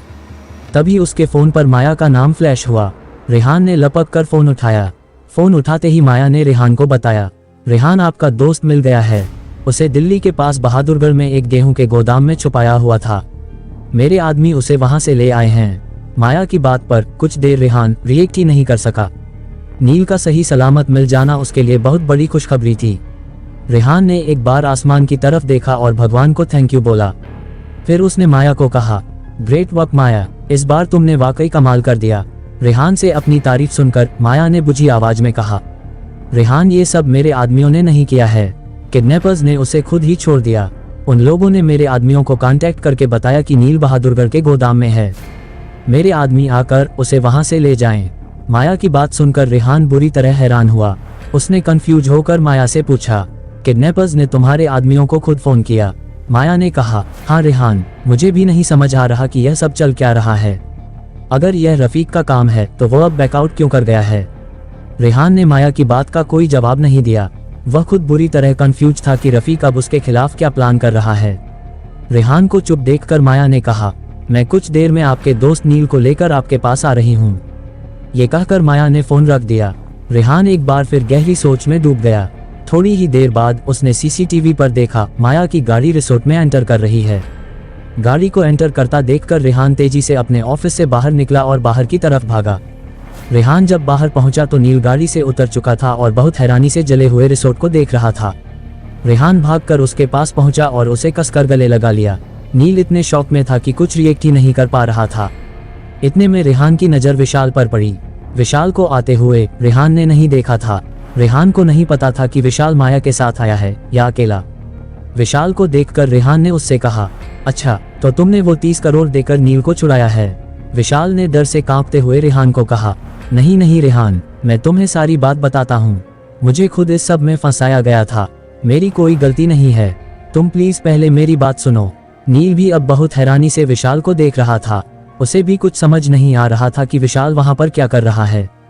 रेहान ने आगे बढ़कर विशाल का कॉलर पकड़ लिया और गुस्से में दहाड़ा, तेरी गलती नहीं है तो किसकी गलती है? तू ही 30 करोड़ के लिए इतना बड़ा गेम खेल रहा था ना?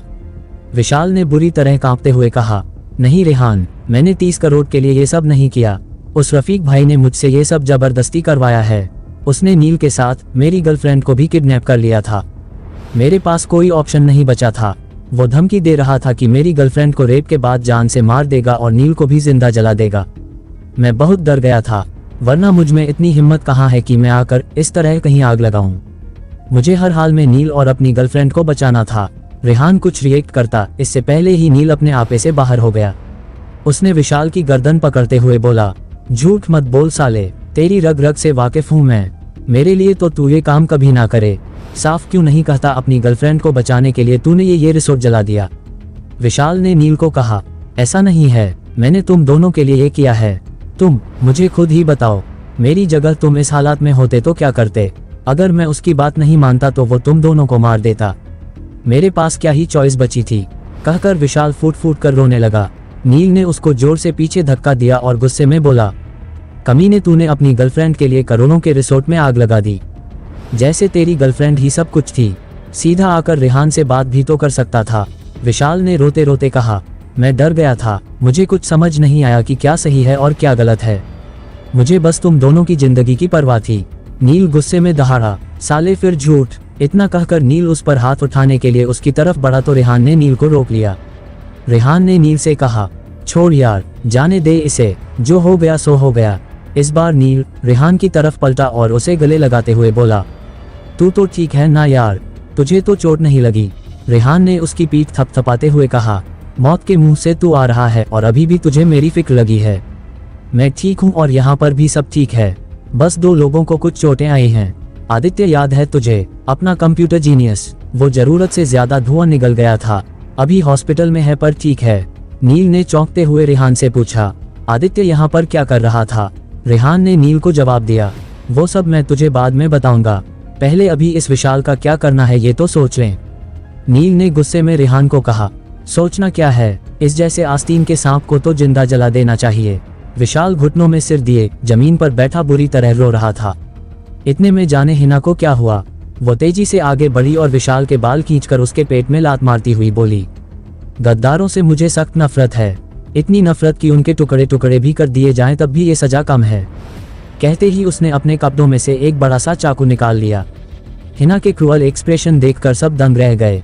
हिना का हाथ तेजी से हवा में उठा और नील वापस आ चुका था। विशाल ने कन्फेस किया कि यह सब उसने रफीक के कहने पर किया। हिना विशाल को लेकर बहुत गुस्से में थी। हिना सब कुछ बर्दाश्त कर सकती थी पर गद्दारी नहीं। जब कोई अपने लोगों के साथ विश्वासघात करता तो उसके रोम रोम में आग लग जाती। उसे याद आता कैसे उसकी टीम के किसी आदमी ने उन सब की जिंदगी दांव पर लगा दी। उसके आखिरी मिशन में उसके सारे साथी मारे गए थे। वह अपने कमांडर को मुश्किल से बचा पाई थी। उस मिशन के फेल हो जाने और उसके सारे साथियों के मारे जाने के पीछे उनकी टीम के एक मेंबर की गद्दारी ही थी। उसके अंदर वही गुस्सा भरा हुआ था। आज जब उसके सामने विशाल सिर झुकाए बैठा था तब उससे अपना गुस्सा संभला नहीं। वह आगे बढ़ी और उसने कपड़ों से चाकू निकाल लिया। हिना विशाल के सीने में चाकू उतारने ही वाली थी कि एंड मूवमेंट पर रेहान ने तेजी से आगे बढ़कर उसका हाथ पकड़कर उसे रोक लिया। ऐसा नहीं है कि रेहान को विशाल से कोई हमदर्दी थी, पर रेहान दिल का बहुत अच्छा इंसान है। वह समझता था कि इंसान से गलतियां हो जाती हैं। विशाल दबाव में था इसलिए ऐसा कर बैठा। हालांकि यह विशाल की गलती नहीं, गुनाह था। उसने अपनी गर्लफ्रेंड को बचाने के लिए अनगिनत लोगों की जिंदगियां दांव पर लगा दी। ईश्वर की कृपा रही कि उसके स्टाफ के लोग सही समय पर रिसोर्ट के बाहर आने में कामयाब रहे। अगर वो अंदर फंस जाते तो कितनी सारी मौतें होती। आदित्य को बचाना तो लगभग नामुमकिन हो गया था। अगर रेहान के पास हिना और एंथनी जैसे एक्स्ट्राऑर्डिनरी ब्रेव लोग नहीं होते तो आदित्य को बचाया नहीं जा सकता था। हिना का गुस्सा बिल्कुल जायज था। अगर आदित्य या एंथनी की जान चली जाती या स्टाफ मेंबर्स में से किसी को कुछ हो जाता तब रेहान भी विशाल को माफ नहीं कर पाता। विशाल को जब रफीक ने ब्लैकमेल करने की कोशिश की थी तब विशाल को रेहान के पास आना चाहिए था। आखिर वो लोग इतने सालों से एक साथ है और नील का तो विशाल अच्छा दोस्त रहा है। विशाल का अपने निजी स्वार्थ के लिए इतने सारे लोगों की जिंदगियां दांव पर लगा देना गलत ही था। रेहान ने विशाल को कहा, तुमको अंदाजा भी है, हमारे कॉलेज का लड़का आदित्य उस वक्त रिसोर्ट में फंस गया था। तुम्हारी वजह से उसकी जान जाने वाली थी। हम उसे बहुत मुश्किल से बचा पाए हैं। वह अब भी हॉस्पिटल में है। विशाल ने चौंक कर रेहान की तरफ देखा। आदित्य के रिसोर्ट में होने का उसको कोई अंदाजा नहीं था। रेहान ने विशाल को पूछा, तुमको नहीं लगता इतना बड़ा कदम उठाने से पहले तुम्हें पहले मेरे पास आना चाहिए था? तुम अपनी गर्लफ्रेंड के लिए इतने सारे लोगों की जान लेने पर तुल गए। ये इंसानियत नहीं है। तुम माफी नहीं डिजर्व करते। लेकिन रेहान अपनी बात पूरी करता इससे पहले ही नील ने आगे बढ़कर विशाल को एक लात मारते हुए कहा, इसे तो भूल से भी मत छोड़ना, ताकि लोगों को सबक मिले कि इस तरह अपने दोस्तों को धोखा देने का क्या नतीजा होता है। नील के ये कहते ही हिना एक बार फिर विशाल की तरफ बढ़ी और बोली, मुझे करने दो ये काम, मेरी छाती को ठंडक पड़ेगी इस जैसे सांप का फन कुचलकर। विशाल बुरी तरह डर से कांप रहा था। वो रोते रोते रेहान से बोला, रेहान प्लीज मुझे माफ कर दो, मैं सच में बहुत डर गया था। कहकर विशाल बहुत बुरी तरह रोने लगा। ये देख रेहान को विशाल पर दया आ गई।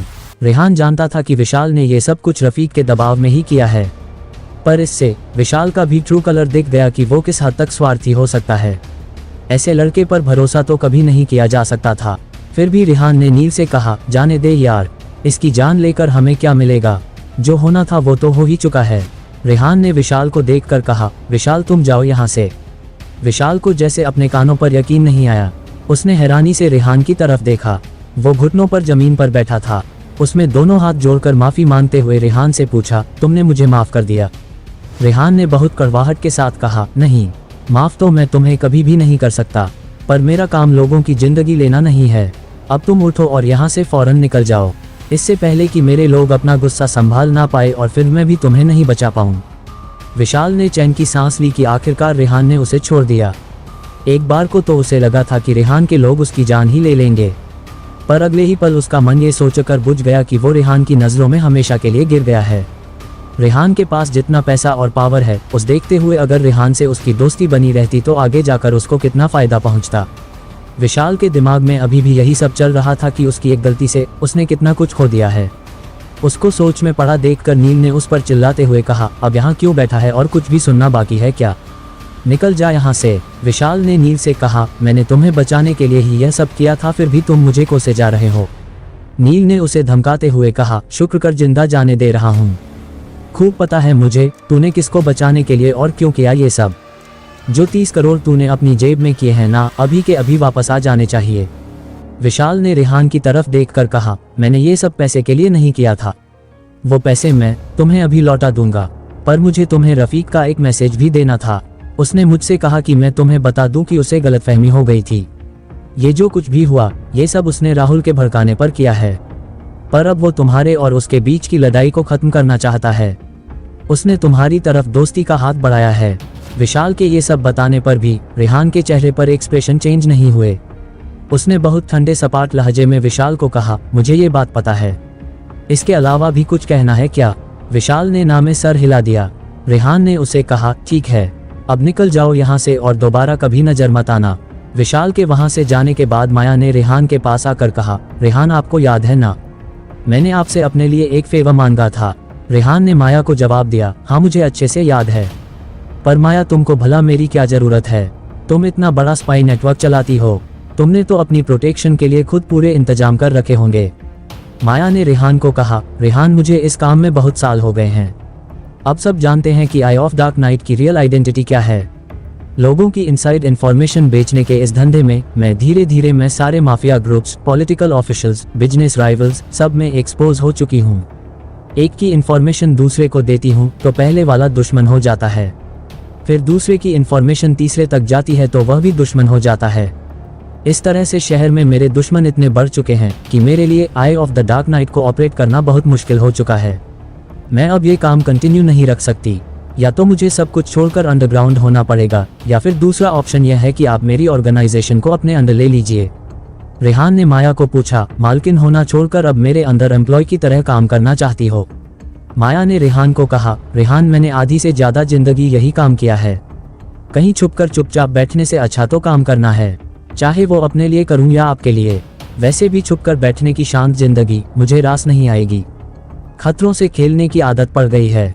अगर मैं अंडरग्राउंड होने की सोचूं तो इतना टैलेंट है मेरे पास कि कोई ढूंढ भी नहीं पाएगा, पर मैं अपने टैलेंट का सही इस्तेमाल करना चाहती हूँ। आपके साथ काम करने से अच्छी अपॉर्चुनिटी और कोई नहीं हो सकती। रेहान ने मैगी की तरफ देखा जो पास खड़ी उन दोनों की बातें सुन रही थी। मैगी ने आंखों के इशारे से रेहान को हाँ कहा। रेहान ने कुछ देर माया के नेटवर्क को अपने स्पाई सिस्टम से कोलैबोरेट करने के फायदे नुकसान सोचे। माया का स्पाई सिस्टम अगर एक्सक्लूसिवली रेहान के लिए काम करे तो रेहान की पावर यकीनन और ज्यादा स्ट्रांग होगी। माया उसको डबल क्रॉस करने की तो सोच भी नहीं सकती, क्योंकि अब वह रेहान की रियल पावर जानती है। इस डील में रेहान को कोई नुकसान नहीं था। रेहान ने माया को कहा, ठीक है माया, मुझे मंजूर है। मेरा एक अपना स्पाई नेटवर्किंग सिस्टम ऑलरेडी है जिसे मैगी हेड करती है। तुम मैगी से एक फॉर्मल मीटिंग करके अपना सिस्टम हमारे साथ कोलैबोरेट कर लो। माया ने मुस्कुराते हुए रेहान को कहा, thank you so much Rehan. I mean sir. Rehan Maya के सर कहने पर मुस्कुरा दिया। तभी माया का फोन बजा। माया ने स्क्रीन पर नाम देखा और टेंस हो गई। फोन रफीक का था। उसने फोन उठाया और रफीक से बात की। रेहान उसके सामने ही खड़ा था। माया रफीक की बात सुनकर रेहान को हिचकते हुए बोली, रेहान सर, रफीक आपसे मिलना चाहता है। माया की बात पर रेहान सरप्राइज हुआ। वह ये तो समझ गया था कि रेहान की आइडेंटिटी जानकर अब रफीक बैकफुट पर आ गया है, पर उससे मिलना क्यों चाहता है यह उसे भी समझ नहीं आया। कुछ तो रफीक के दिमाग में यकीनन चल रहा है। रेहान कुछ जवाब देता इससे पहले ही मैगी ने कहा, अचानक से इसको मिलने की क्या सूझी है? मुझे इसमें कोई ट्रैप दिख रहा है। माया रफीक का फोन काट चुकी थी। मैगी की बात सुनकर माया ने कहा, यह बात मुझे भी हैरान कर रही है। जहां तक मैं रफीक का नेचर जानती हूँ वह बहुत ही शॉर्ट टेम्पर है। जरा सी बात पर लोगों से बदला लेने और खून करने पर उतर आता है। अचानक वह इस तरह झुककर आपसे हाथ क्यों मिलाना चाहता है? ये चौंकाने वाली बात है। इस तरह का डिसीजन लेने के पीछे उसकी क्या वजह हो सकती है? मेरे पास इस बारे में कोई इन्फॉर्मेशन भी नहीं है। देखा जाए तो हम बस अंदाजा लगा सकते हैं कि वो शायद दोस्ती करना चाहता है, जबकि हम उसकी रियल इंटेंशन नहीं जानते। माया के ये सब कहने पर इस बार हिना बोली, अरे तो कौन सी ऐसी टॉप चीज है रफीक, हम डरते थोड़ी हैं। मैं तो कहती हूँ कि इससे मिलते हैं और देखते हैं कि क्या चाहता है। बल्कि ऐसा करते हैं, इसको ही किडनैप कर लेते हैं। इस रफीक ने इतना जो हमारा नुकसान किया है, इसकी गर्दन पकड़कर सारे पैसे निकलवा लेंगे। हिना की बात सुनकर रेहान मुस्कुरा दिया। मैगी भी हिना का शॉर्ट टेम्पर देखकर स्माइल करने लगी। जब तक हिना एक बुक शॉप चला रही थी बहुत शांत रहती थी। अब दोबारा से पुराने प्रोफेशन में वापस आने के बाद उसका वही हॉट ब्लड बिहेव लौट आया है। हिना की बात को इग्नोर करते हुए रेहान ने माया से कहा, रफीक ने आगे बढ़कर मिलने के लिए बुलाया है। अगर मैं मना करूंगा तो ये मेरी वीकनेस लगेगी। मुझे उससे कोई डर नहीं है, तो उससे मीटिंग करने में कोई हर्ज नहीं। रफीक से जगह और समय पूछो। माया ने हाँ में सिर हिलाते हुए रफीक को मैसेज किया। रफीक का फौरन ही रिप्लाई आ गया, जैसे वो रेहान की हाँ का इंतजार ही कर रहा था। माया ने रेहान को कहा, रेहान सर, रफीक ने आपको आज रात 9 बजे हौस खास के बनिंग शैडो क्लब में मिलने के लिए पूछा है। रफीक को क्या जवाब दूं? रेहान ने कहा, उसको हाँ कर दो। रेहान के जवाब देते ही मैगी बोली, ऐसे नहीं सर, पहले मुझे जाकर उस जगह को चेक करने दीजिए। वहाँ की पूरी इन्फॉर्मेशन निकालने दीजिए कि उस जगह को कौन चलाता है, किसके कंट्रोल में है। ऐसा ना हो कि वहाँ पर आपके खिलाफ कुछ साजिश की जा रही हो। हिना ने भी मैगी की बात का समर्थन करते हुए कहा, मुझे भी लगता है कि हमें जल्दबाजी नहीं करनी चाहिए। पहले वहाँ के बारे में सारी जानकारी जुटा लें, फिर जाना सही होगा। रेहान ने बहुत लापरवाही से कहा, ये सब आप लोग संभाल लीजिए। सिक्योरिटी का सोचना मेरा काम नहीं है। चाहे पहले लोगों को भेजिए या यहाँ वहाँ पर अपने लोगों को प्लांट कीजिए। पर माया तुम रफीक को बोल दो कि मैं उससे रात को 9 बजे वहाँ मिलने आ रहा हूँ। कहकर रेहान वहाँ से चला गया। रेहान का डिटर्मिनेशन देखकर सब एक्शन में आ गए और रात की मीटिंग के लिए ज़रूरी इंतजाम करने लगे। रेहान ठीक रात के 9 बजे मैगी, हिना, एंथनी और समर के साथ वहाँ पहुँचा। रेहान का चौथा एजेंट जो एक बॉक्सर रह चुका था, समर, इस दफ़ा वो भी रेहान के साथ था।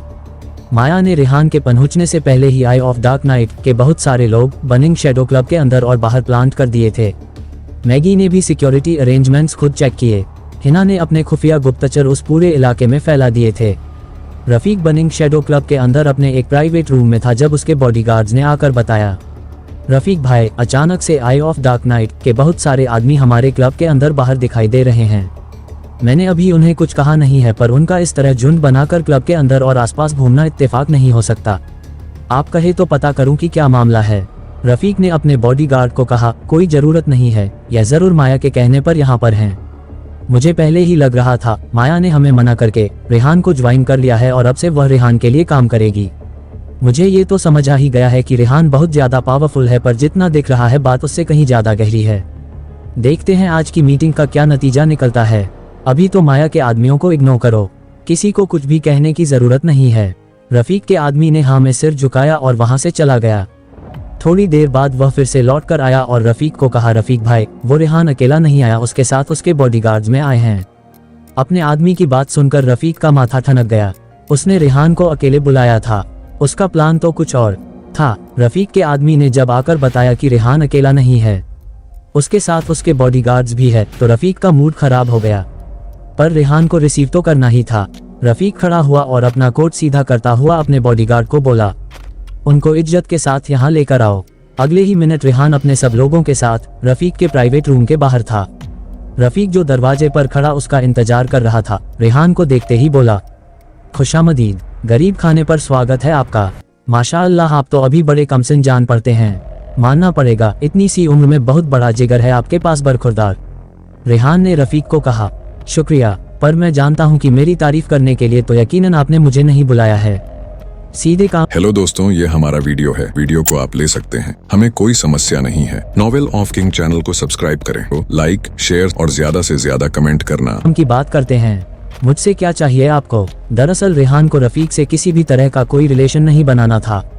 फालतू की बातें करके वो टाइम वेस्ट नहीं करना चाहता था, इसलिए उसने सीधा ही पूछ लिया कि रफीक को उससे क्या काम है। रफीक को रेहान का इस तरह टू द पॉइंट बात करना बहुत अखरा, पर उसने रेहान की रूट टोन को इग्नोर करते हुए बहुत मिठास के साथ कहा, अरे मिस्टर रेहान, इतनी भी क्या जल्दी है?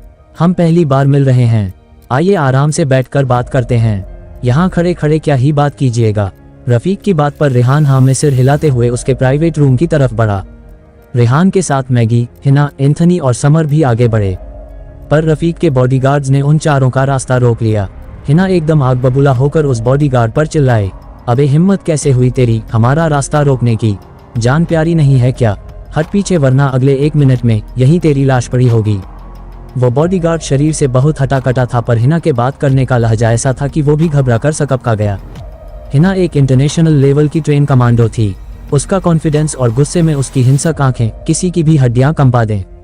उस बॉडीगार्ड को भी एक पल कुछ समझ नहीं आया कि वह क्या बोले, पर जब तक वह कुछ जवाब देता, हिना के चिल्लाने पर रफीक ने पलट कर देखा और अपने बॉडीगार्ड को शांत रहने को कहा। फिर रफीक ने रेहान से कहा, मिस्टर रेहान, मुझे आपसे अकेले में बात करनी है। अगर आपके लोग बाहर रुके रहें तो हमारे लिए अच्छा होगा। रेहान ने रफीक को जवाब दिया, ये चारों मेरे अपने ही लोग हैं, मुझे इन पर उतना ही भरोसा है जितना हमें अपने परिवार के लोगों पर होता है। आपको जो भी बात करनी है इन लोगों की प्रेजेंस में ही करनी होगी। रफीक को रेहान की बात पर बहुत तेज गुस्सा आया, पर उसने उस गुस्से को दबा लिया। खुद को शांत रखता हुआ वह रेहान से बोला, ठीक है, जैसा आपको सही लगे, कहकर रफीक ने अपनी बॉडीगार्ड्स को पीछे हटने का इशारा किया। कुछ ही मिनटों बाद रफीक के चेम्बर में रफीक और रेहान आमने सामने बैठे थे। रेहान के एक तरफ हिना बैठी थी और दूसरी तरफ मैगी। रेहान के ठीक पीछे एंथनी खड़ा था और कमरे के दरवाजे के पास समर। अपनी टीम के साथ रेहान ऐसा लग रहा था कि सामने बैठा रफीक भी कुछ पल सोच में पड़ गया। इतने आलीशान औरा के आदमी के साथ बात करते हुए उसको भी हिचक हो रही थी। रफीक कुछ कहता इससे पहले ही चेम्बर में माया ने भी एंटर किया। माया को देखकर रफीक पहले चौंका और फिर मुस्कुराते हुए बोला, वेलकम माया, मुझे उम्मीद थी कि तुम आओगी। मैंने सुना है कि तुमने मिस्टर रेहान को ज्वाइन कर लिया है। माया ने कंधे उचकाते हुए लापरवाही से कहा, आपने ठीक सुना है रफीक, मैं अब मिस्टर रेहान के लिए ही काम करती हूँ। रफीक ने झूठी मुस्कुराहट के साथ रेहान की तरफ देखा और पूछा, मिस्टर रेहान, यूँ तो मेरे लोगों ने आपके बारे में बहुत कुछ पता किया है, पर फिर भी मैं आपसे जानना चाहता हूँ कि आप किस परिवार से ताल्लुक़ रखते हैं। वो क्या है ना, मैं सुनी सुनाई बातों पर यकीन कम करता हूँ। रेहान ने रफीक को सपाट लहजे में कहा, मुझे नहीं पता आपने क्या सुना है, पर मेरा नाम रेहान मित्तल है और मुझे यकीन है कि आप मित्तल परिवार का बैकग्राउंड बखूबी जानते हैं। रफीक ने पता तो सब कुछ कर लिया था, फिर भी हैरान होने का ढोंग करते हुए बोला, आप वाकई मित्तल एम्पायर के इकलौते वारिस हैं। Mittal empire petroleum, steel, iron, एमिनेशन, कंस्ट्रक्शन, लॉजिस्टिक, एयरवेज और भी मैं क्या क्या नाम दूं। आप तो कहाँ नहीं छाए हुए, दुनिया की 1/3 वेल्थ तो आप लोग कंट्रोल करते हैं। रेहान ने रफीक की तारीफ को इग्नोर करते हुए बहुत रिलैक्स टोन में कहा, मिस्टर रफीक, मित्तल्स के बारे में आपकी जानकारी दुरुस्त है। अब आप मेरी बात का जवाब दीजिए कि आप मुझसे क्यों मिलना चाहते थे। अगर आपका अब भी मुझसे लड़ने का इरादा है तो मुझे कोई दिक्कत नहीं है। अपने नुकसान के जिम्मेदार आप खुद होंगे। रेहान की बात पर घबराते हुए रफीक जल्दी से बोला, अरे नहीं नहीं मिस्टर मित्तल, आप बात को गलत समझ रहे हैं। मेरी कहाँ इतनी हैसियत है कि मैं आपका मुकाबला कर सकूं। मैं तो आपसे माफी मांगने के लिए आपसे मिलना चाहता था। रफीक की बात सुनकर रेहान थोड़ा डिसअपॉइंट हुआ। उसको उम्मीद नहीं थी कि रफीक इतनी जल्दी हथियार डाल देगा। रफीक को मात देने के लिए रेहान अपनी फैमिली रेपुटेशन यूज नहीं करना चाहता था, पर रेहान के पीछे मित्तल्स का इतना बड़ा नाम लगा था कि उसके दुश्मन उससे लड़ने से पहले ही हथियार डाल रहे थे। रेहान हेल्पलेस था, इस मामले में वह और कर भी क्या सकता था। उधर रफीक को अपनी जान प्यारी थी। इतना समझदार वह था कि राहुल जैसे के लिए रेहान से उलझकर उसे अपनी जान नहीं गंवानी थी। पहले ही इस लड़ाई में उसका बहुत नुकसान हो चुका था। रेहान को चुप देखकर रफीक टेंस हो गया। उसने रेहान को कहा, मिस्टर रेहान, आपके और मेरे बीच में कोई दुश्मनी नहीं है। मैं उस गलीच झूठे राहुल की बातों में आ गया था। मुझे आपकी ताकत का अंदाजा नहीं था। उस राहुल ने मुझे उकसाया, तभी मैं आपसे उलझ बैठा। यह मेरी गलती है कि मैंने पहले आपका बैकग्राउंड पता नहीं किया था। मुझे पहले आपके बारे में पता होता तो मैं ऐसी हिमाकत कभी नहीं करता। मैं अब आपसे माफ़ी मांगता हूँ। उम्मीद करता हूँ कि आप अब हमारे बीच की दुश्मनी को भूल जाएंगे और मुझे माफ़ कर देंगे। रेहान ने रफीक से पूछा, बिना किसी वजह के सिर्फ किसी के कह भर देने से कोई किसी पर अटैक नहीं करता। राहुल जैसा कोई भी आकर आपसे कुछ कहेगा तो आप किसी से भिड़ तो नहीं जाएंगे। मुझसे दुश्मनी के पीछे आपकी कोई और वजह जरूर रही होगी। रेहान की बात पर रफीक ने कुछ देर सोचा और फिर कहा, मिस्टर मित्तल, मैं आपसे कुछ भी नहीं छुपाऊंगा। दरअसल आपने जिस रोशन सिन्हा को पूरी तरह बर्बाद किया, उसकी कंस्ट्रक्शन कंपनी और उसके बाकी बिजनेसेस में मेरा भी बहुत पैसा लगा हुआ था। आपने रातों रात जिस तरह से उसे क्रश किया, मेरा करोड़ों रुपए डूब गया। शुरू में मुझे ऐसा लगा कि सिटी बैंक के साथ कुछ प्रॉब्लम हो जाने की वजह से रोशन का बिजनेस बर्बाद हुआ है। उन लोगों ने ही ठीक से हैंडल नहीं किया, इसलिए ये नौबत आई। पर बाद में राहुल ने आकर मुझे भड़काया कि गलती रोशन की नहीं थी। आपने किसी लड़की के लिए उसको बर्बाद कर दिया है। अब क्योंकि मेरा करोड़ों रुपया डूब गया था तो मैं भी तैश में आकर आपसे उलझने की गलती कर बैठा। रफीक की बात पर रेहान भी इस बार गुस्से में आ गया। रेहान ने बहुत हार्श टोन में रफीक से पूछा, राहुल के भड़काने पर आप इतना तैश में आ गए कि आपने मेरे भाई जैसे दोस्त को किडनैप करके मारने की कोशिश की। इतने से भी आपका बस नहीं हुआ तो आपने मेरा रिसोर्ट जला दिया, बिना ये सोचे कि उसमें कितने अनगिनत लोग जिंदा जल सकते थे। इस सब की भरपाई कैसे होगी? इतने सब के बाद मैं आपसे अपनी दुश्मनी भूल कैसे सकता हूँ? रेहान के तेवर से साफ जाहिर था कि रफीक से हाथ मिलाने का उसका कोई इरादा नहीं है। रेहान का एटीट्यूड देखकर रफीक के माथे पर पसीना छलकने लगा। उसने बेचैनी से अपने हाथ मलते हुए रेहान को कहा, मिस्टर रेहान, आपके दोस्त नील के केस में मैं दिल से माफ़ी मांगता हूँ। रही आपके रिसोर्ट के नुकसान की बात, तो वो भरपाई मैं कर दूंगा। बस आप मुझे एक मौका दे दीजिए। आज के बाद मेरी तरफ से आपको कभी कोई परेशानी नहीं होगी। रेहान ने सरकास्टिक स्माइल के साथ रफीक से पूछा, वाह, अब आप मेरे नुकसान की भरपाई करेंगे? ठीक है, बताइए कितना पे कर सकते हैं? रफीक ने एकदम से कहा, 50 करोड़। मैं आपके रिसोर्ट की रिकंस्ट्रक्शन के लिए 50 करोड़ देने को तैयार हूँ। रफीक के बात पर रेहान जोर से हंस दिया और बोला, ऐसा करो, 50 करोड़ बाहर भिखारियों में बांट दो। मेरे लिए 50 करोड़ चिल्लर के बराबर है। 50 नहीं, मुझे 500 करोड़ चाहिए। रेहान की बात सुनकर रफीक के चेहरे का रंग उड़ गया। वह हकलाता हुआ बोला, क्या 5.550 करोड़? 500 करोड़ तो बहुत बड़ा अमाउंट है। रेहान ने बोन चिलिंग टोन में कहा, सिर्फ 500 करोड़ ही नहीं बल्कि उस राहुल को भी मेरे हवाले करो। तब जाकर मैं इस दुश्मनी को खत्म करने की सोचूंगा। रफीक कुछ देर से कपकाया सा सोचता रहा, फिर उसने रेहान को रिक्वेस्ट करते हुए कहा, मिस्टर रेहान, 500 करोड़ बहुत ज्यादा हैं, क्या कुछ कम नहीं हो सकता?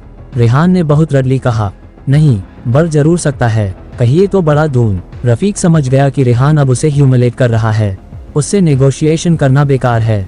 रफीक ने रेहान को जवाब दिया, ठीक है मिस्टर मित्तल, मैं 500 करोड़ का अरेंजमेंट करता हूँ, पर राहुल के लिए आई एम रियली सॉरी।